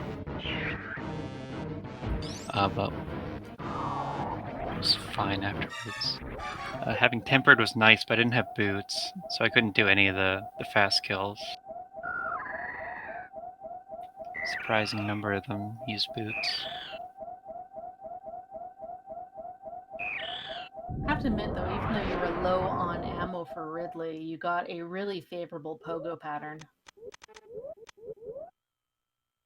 Ooh, have a look at Lenifus right here. He's doing a crystal flash during the baby cutscene in order to save time by not stopping by the refill room. Pretty clever. But yeah, Leno's just wrapping up Torian while Bressingham is going through Turtle Rock.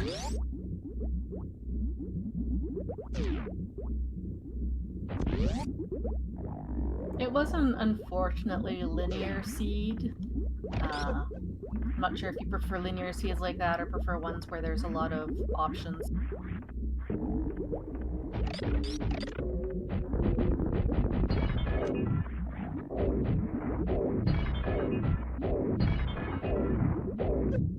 Lenifus is taking on and takes out Mother Brain 1.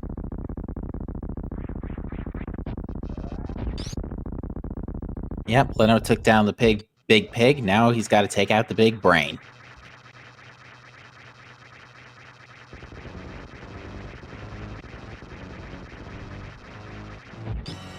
Any other thoughts or comments on this seed, Aussie? Not really. I think I've said everything. Alright, well, feel free to hang out in here and chat with Leno and Bressingham when they join us. They're both on their way to finish these seeds. And GG on your finish. GG again.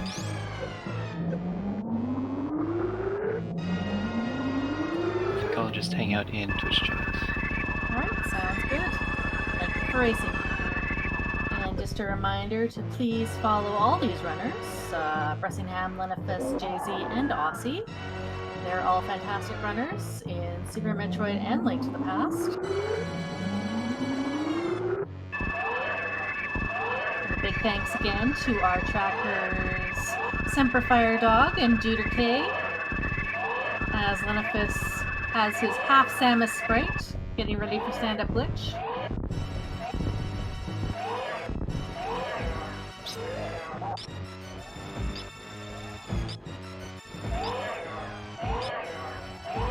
Now, one thing Leno wants to be careful of, because I've seen this happen too, where the baby gets stuck on the upper right of the screen and doesn't move.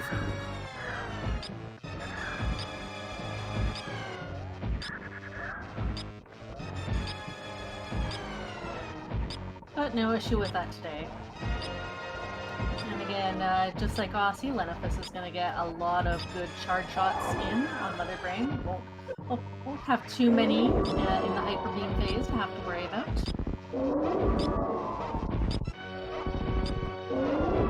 Bressingham did open the Turtle Rock Big Key chest, probably looking for that gravity suit, only getting the book.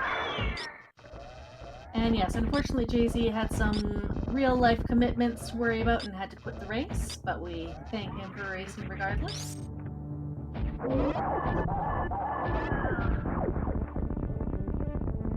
And that was about 3 Hyper Beam shots for Leno as he gets ready for his escape. And Yeah, it looked like is 3. on his way to Laser Bridge.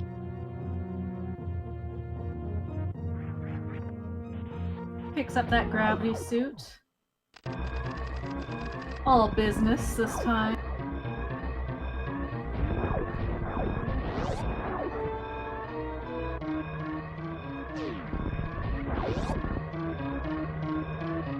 Gets his small key, and Bressingham just has Trinex and Dragon to take care of before the final game gauntlets.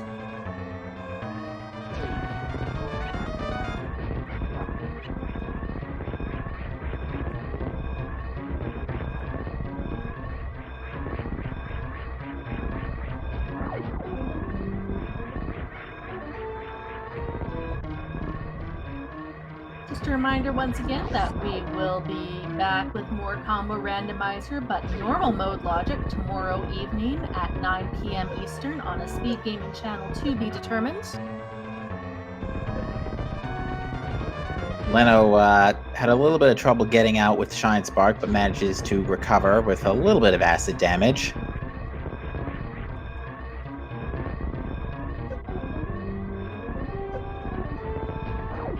Skipping the animals. And Leno finishes with an official SRL time of 3 hours, 19 minutes, and 24 seconds. Get your GGs in chat. While Bressingham takes out Trinex.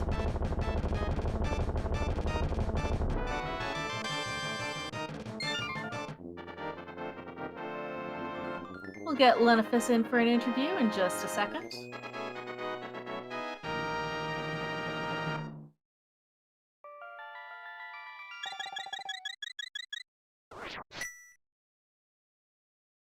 GG Lenifus. GG. I'm not worthy. I'm not ready. I don't know. I would argue otherwise. The second place finish is fantastic. Yeah, and I saw that JC forfeited out kind of early. Any idea what happened? Just real life commitments. Ah. Okay. But yeah, I have about one of those coming. I have about one of those coming up in about half an hour, right here on Speed Gaming 2. Oh, perfect. We can we talk about this? I'm assuming it's a Super Metroid Randomizer League. Yeah, it is. It's the 7 p.m. open match that I don't know what the settings are going to be, but I just know that's coming up in about 30 minutes. Perfect. Well, anyway, before that happens, let's get your thoughts on this seed. There's a lot of things to talk about in this seed, but why don't we start with what you want to talk about? Well, I thought my routing was pretty good. There were a couple things I felt could have been better. When I got to Dark World initially, I did Pod, Catfish, Pyramid, and that probably could have been done the other way around, where I should have started with Thieves Town, Skull, Digging Game, stuff like that. But the hammer was kind of late, and I was a little upset about that location. And then Morph Ball in the ceiling to start out. And did anybody go down first to get that, or did everyone just jump ship and go straight to the link to the? Yes, Bressingham got it. Oh, nice. That's probably what one of those lulls was about in chat during the race. Yeah, unfortunately, it seemed that it really was a hookshot and ether that had everybody tripped up. Yeah, you were the first person to grab that hookshot. Woo! Yeah, I was banking on, okay, if hookshot is not in swamp, I can still get I think 6 of the 10 chests. So I have a chance at like the ether medallion, the gravity suit, or something else that might be. So it felt like it was a good gamble to go into swamp when I did. And it rewarded you with the hookshot, the crystal, and the high jump boots. Yeah, high jumps. Woo! That high jump signaled to me, okay, it's time for Zootless Meridian. I know logically I don't. Yeah, I think logically you don't need high jumps if you have Spring Ball, so you can do Spring Ball jumps, but the inputs are so tight that I didn't want to waste too much time trying to do that. So I just decided to either wait for gravity or high jump to do Meridia. Yeah, Spring Ball and Ice put most of Meridia into logic, but high jump boots just make everything so much better. The other thing then with Meridia, were you at all tempted to dip out after that Ether Medallion? No, because I still had a fair amount of items to check. Gravity Suit could have been a Meridia, and I just felt it was worth at least exploring more to see what was. And turns out nothing was there, and I should have dipped out, but Yeah, it's that's all right. one of those things that's impossible to tell. Especially doing a suitless Meridia from the front like that. Aussie did suitless Meridia from the back, so Ether was his last check in Meridia. Oh, I thought about doing suitless from the back, but then I would have been having to go backwards through Bottoon, because I still can't do the grapple escape to get out of Dragon. I imagine that's what he did. Dragon first, grapple escaped out, and then did clean up from there. He actually did Dragon after Turtle Rock. He went and got Ether, then noped out and did Turtle Rock, found Gravity Suit, and immediately went back to finish off Dragon. Interesting. Huh. Okay. One of those things that makes sense if you start Meridia from the back, you don't want to have to go all the way back through Meridia again. Yeah, because the upper Death Mountain portal was right there, just a couple of rooms away. So yeah, that makes sense. That makes sense. And he also didn't have high jump at that point. Hookshot was last location. Ooh, ouch. Ooh. For this, if nothing else, you did not have to dip Pendant Mire. That's good, and I was considering that because if Gravity Suit had not been in Turtle Rock, it had to be in Mire, because I think that was the only other place I had not checked in the seed after that with the items I had access to. Yep, we have no idea what's in there. Probably the Pegasus boots at this point. Curse those boots! Yeah, that's actually kind of another blessing in disguise that Desert was boots locked, since you didn't. That would have that saved you a couple of minutes to not have to kill Landmolus. Yep. It saved me a couple minutes because I thought about just grabbing one of the keys from the back and then checking the right side, see what those two items might have been. I figured if I have to come back to Desert at some point, I'll just get them anyway. I think Aussie actually ended up doing that. Aussie, was it anything good? Or was it Bressingham? Somebody did steal a key to check right side Desert. Regardless, it wasn't anything good. And yeah, we have no idea where the boots are. Speed booster right at the top of Turtle Rock, which was kind of nice going to tutorial. And nice use of the Crystal Flash to refill after baby. That's my standard go-to because I have horrible execution with baby skip. Like, okay, I'll just do the Crystal Flash. I thought about doing my original Crystal Flash, but just had to try for baby skip for that. Didn't work. I don't know why I tried.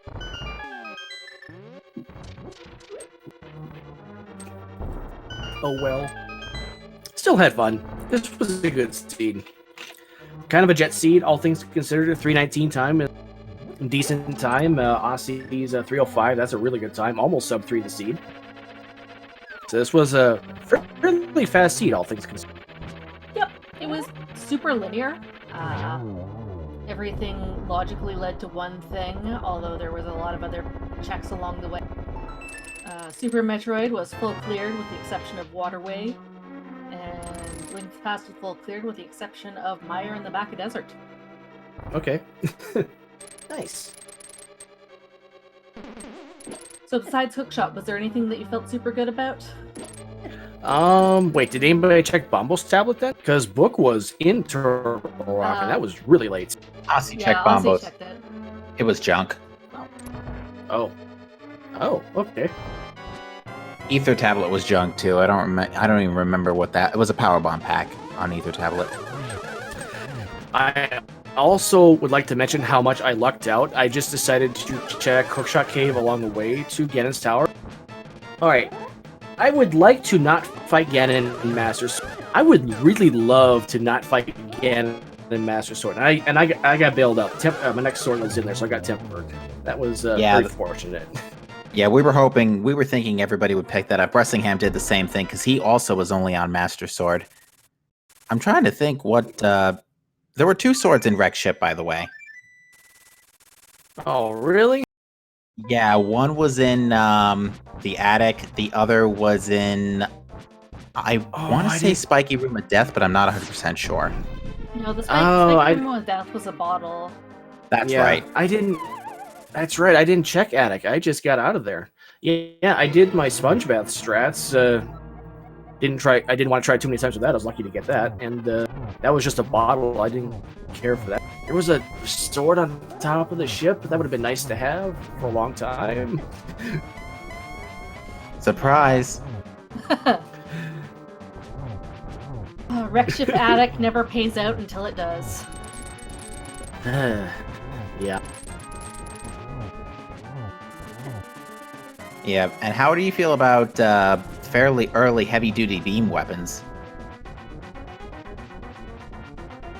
It's fine. Yeah, I found it interesting why you, I think you prioritized Bubble Mountain Hell Run over the Crumble Tower Hell Run. Well, I think I took the safety save before I checked ice. And then when I checked Crumble Tower, I saw that was my first glove. Like, okay, I know where my Titan's Mitts are now. I just gotta wait for that mirror to show up, wherever that is. Because if Ice Beam and Crumble Tower didn't have anything, that just would have been reset and then proceeded straight to Bubble Mountain afterwards. Did mean that you were the first one with Charge Beam and the Samaria. Really? Oh, man. I made some plays, I guess. I wasn't expecting that. I'm gonna have to watch this button back. Yeah, it was a fun race to watch. When you did do that dip into Swamp and got your hook shot, it was really, between you and Aussie, like who was gonna cover which ground first. Okay. All right. Meanwhile, sorry. You first. I was just gonna see his execution is much higher than mine. He's just a better player overall. I needed to make some really good plays if I had any chance of beating.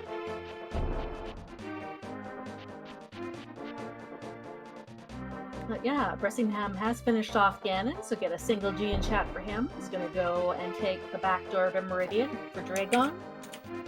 I don't remember if it was you or Bressingham, Leno, but somebody beat Ridley with 6 HP. Wasn't me. I think I had 7 energy tanks fighting him. I wasn't too worried about my health there. But yeah, there were there was a nice clutch Ridley fight in this seed too. Bressingham, please don't take another KO.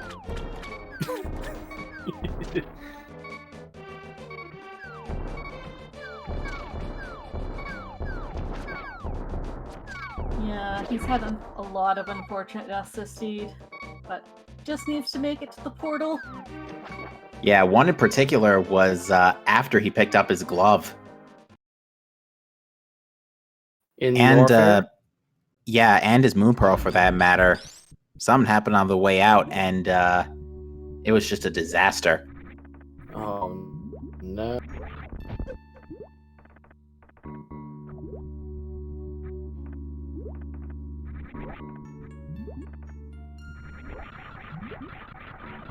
And then I think it happened again later, and he actually ended up deciding to skip getting the glove again until coming back for it later.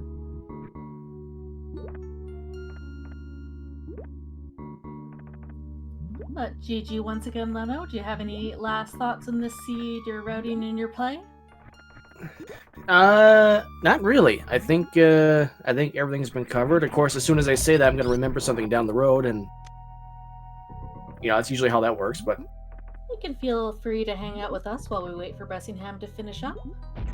But otherwise, GG. Are you racing in the Super Metroid Rando League, or are you no, tracking? I'm tracking. Well, there you go. So that's a good time to plug that. There is a Super Metroid Rando League community race coming up right on this channel in less than half an hour. Everyone is free to join that race. It's set up in SRL. I don't know what logic is being used this week, if it's the Chozo logic or the full randomization. Yeah, I don't know either. I'll find out in about 15 minutes. And speaking of that, I've actually got to get ready for that. I got to grab a before I get started on that. So thanks for having me, guys. Thank you for commentating. Thanks, everyone. Peace out. GG's. Thanks for running. GG's. And Bressingham on his Dragon fight, I imagine picking up that X-ray after Bothoon. Gonna give us some X-ray strap.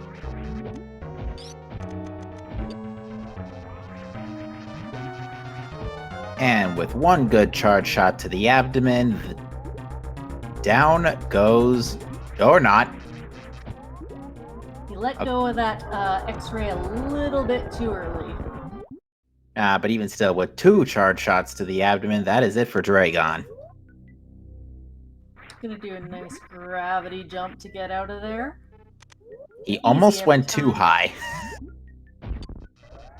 He almost went too high too fast and bonked on the ceiling and almost didn't make it horizontally. And it's just a quick exit out of Meridia. Save and quit and link to the past, and then reset to Super Metroid. Yeah, this is not Metroid Zero Mission, so Samus does not have the power grip.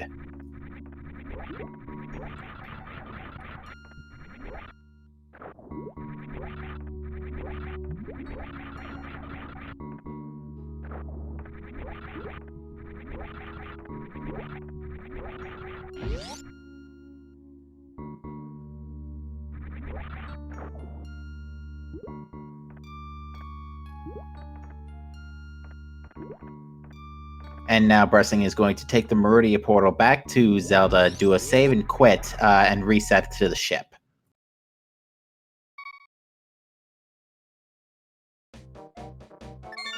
Although, I wonder if he's low on health. Well, doesn't matter. Nope. You can refill at the ship. I was more referring to A Link to the Past, because it was beeping. Even then, I mean, save and quit or die and quit, either way.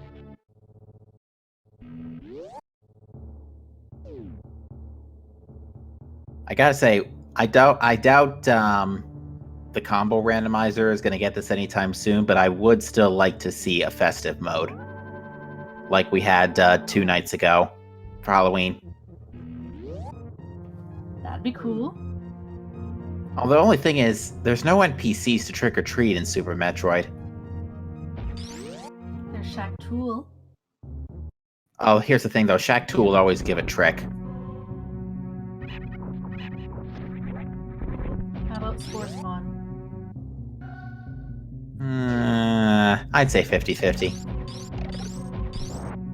Anyway, Bressingham is on his way down to Turian. Did not pick up that speed booster from the pre-Moldorm 2 chest.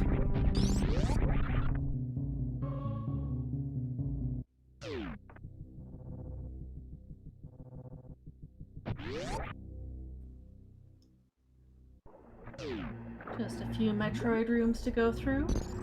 Past the Golden 4 elevator. I'd just like to remind everybody else that once again, that tomorrow night at 9 p.m. Eastern, there will be our normal logic seed, where, you know, Suitless Meridian and Hell Dives are not required, but that does not necessarily mean the seeds will be any easier. Yeah, there could still be stuff in annoying places, but it would just require a little bit more logical chaining to get to. And they are open for anyone to join, or if you don't feel like joining, you can watch, and that'll be on a Speed Gaming channel to be determined. And next Sunday, we will have yet another race at 3 p.m. Eastern.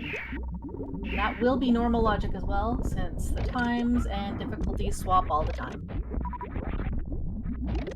Also coming up on Speed Gaming tonight will be the replay of the Zelda 1 Randomizer Finals from Speed Gaming Live.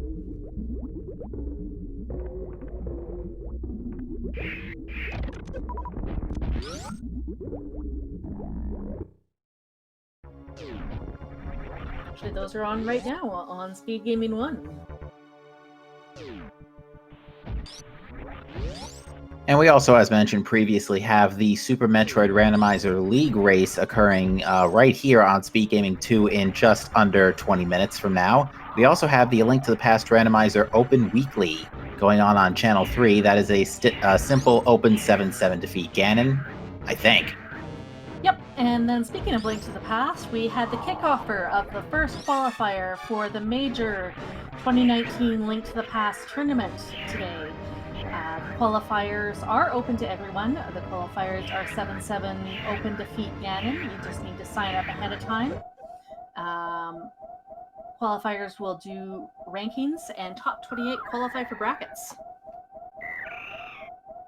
You can check out the Link to the Past tournament Discord for more information about that. If you're interested in SMZ3, you can check out our Discord. I'm just going to post that link in chat right now.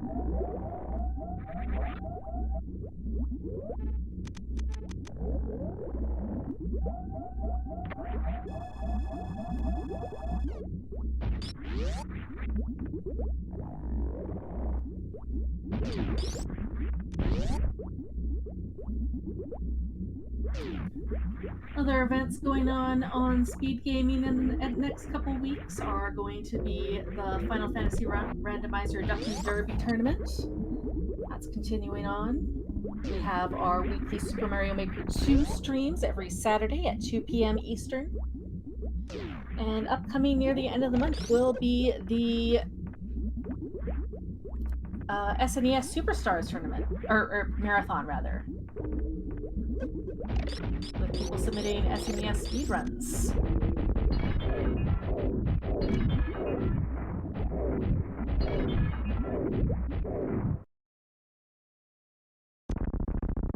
And Bressingham is on Mother Brain.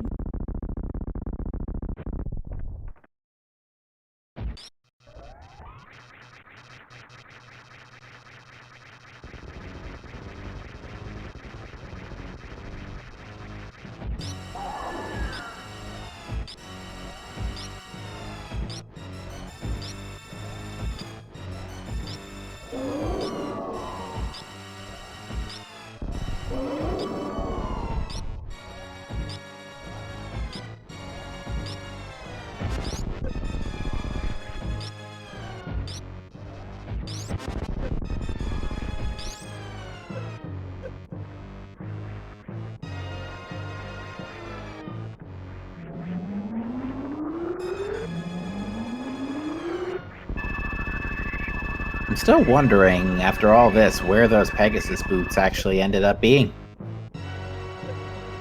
Meyer, rest of GT basement. I'm- Behind Waterway. I'm guessing behind Ice Armos. Or Tile Room.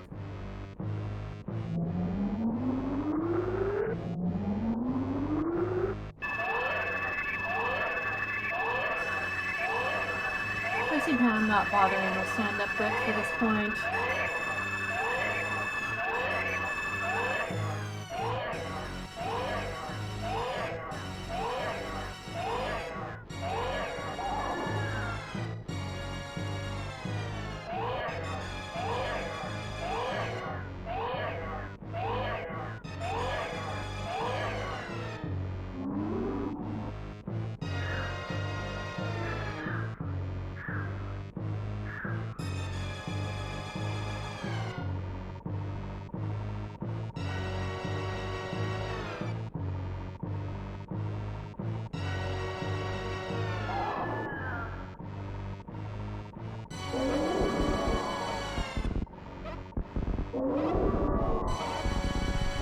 And once again, I'd invite you all to follow the runners, follow our trackers, and follow my co-com, Captain MD.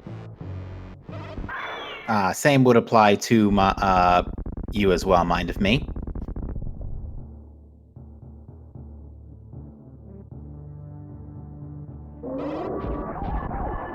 And on to the Hyper Beam phase for Bressingham. 39 shots, I believe. Something along that line. 1,000 damage per Hyper Beam shot.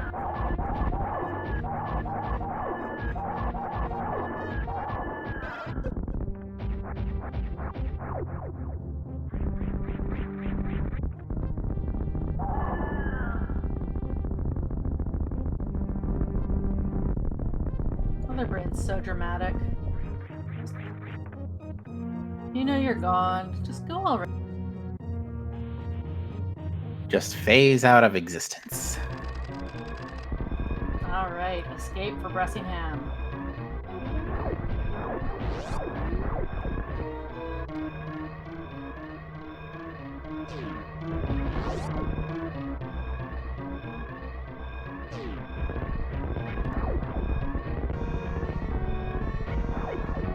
And unfortunately has to escape the hard way. No speed booster. Nope, but at least he did pick up those high jump boots from Pyramid Fairy, so that makes the wall jumps a bit easier. Yeah, still quite crazy that we had to do pretty much the whole seed without speed booster or space jump, since speed booster was all the way in GT. Yes, indeed.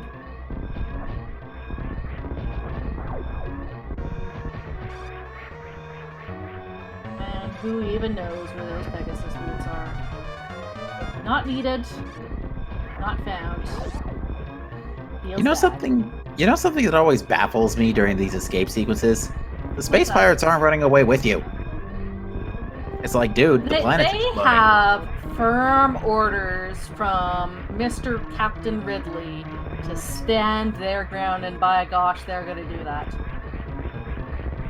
Ridley disintegrated. Look, they built monuments to Ridley. Do you think that's going to stop them from not following his orders? I would think, Yes. 1, 2, They- 3, 4, 5, because now Proteus Ridley counts. 5, I think 5 deaths might send a hint that something's up. They are going to resurrect his bones, freeze him, and take him onto that station in Fusion. And Bressingham saves the animals. Thank you, Bressingham. And they're also going to install a robotic voice that has the most awful shriek imaginable for him. Oh, if we get that kind of Meta Ridley in Metroid Prime 4, that would be fantastic. But, ladies and gentlemen, get your GGs in chat for Bressingham. Finished in 3rd place with an SRL time of 3:46:02. GGs. GG Bressingham. We'll see if he is up for an interview.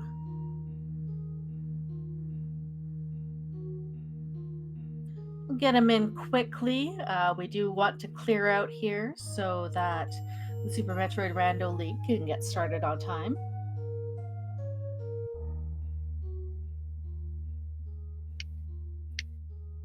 And we are joined by Bressingham. GG, sir. Thank you. So that seed. Yeah, that was horrible. I would have been more okay with it if I hadn't died like 6 times in the first hour.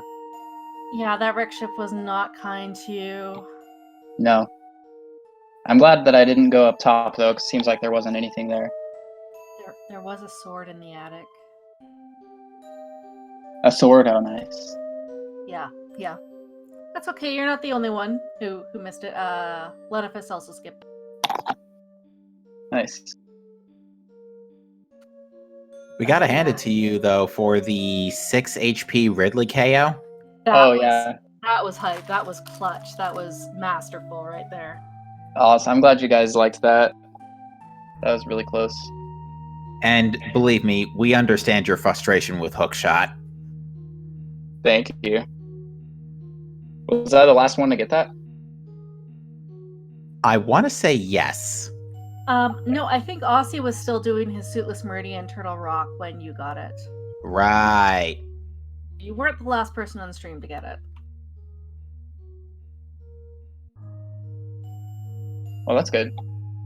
But yeah, we're gonna have to keep this short because Super Metroid Rando League is waiting for us right after this.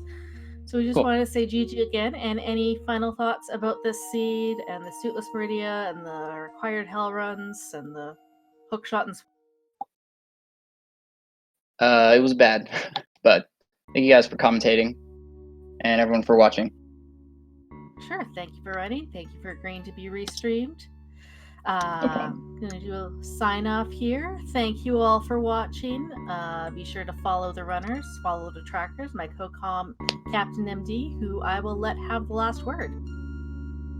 Well, at this point, I don't have much to say either. I pretty much said all my pieces. We've told you what's coming up next, but I will echo Mind of Me in saying shout outs to our crew tonight, and a shout outs to you, Mind of Me, for the co-commentary. It was a pleasure. And with that said, ladies and gentlemen, we thank you for joining this weekend's Sunday edition of A Link to the Past Super Metroid Combo Randomizer, and we will see you next time.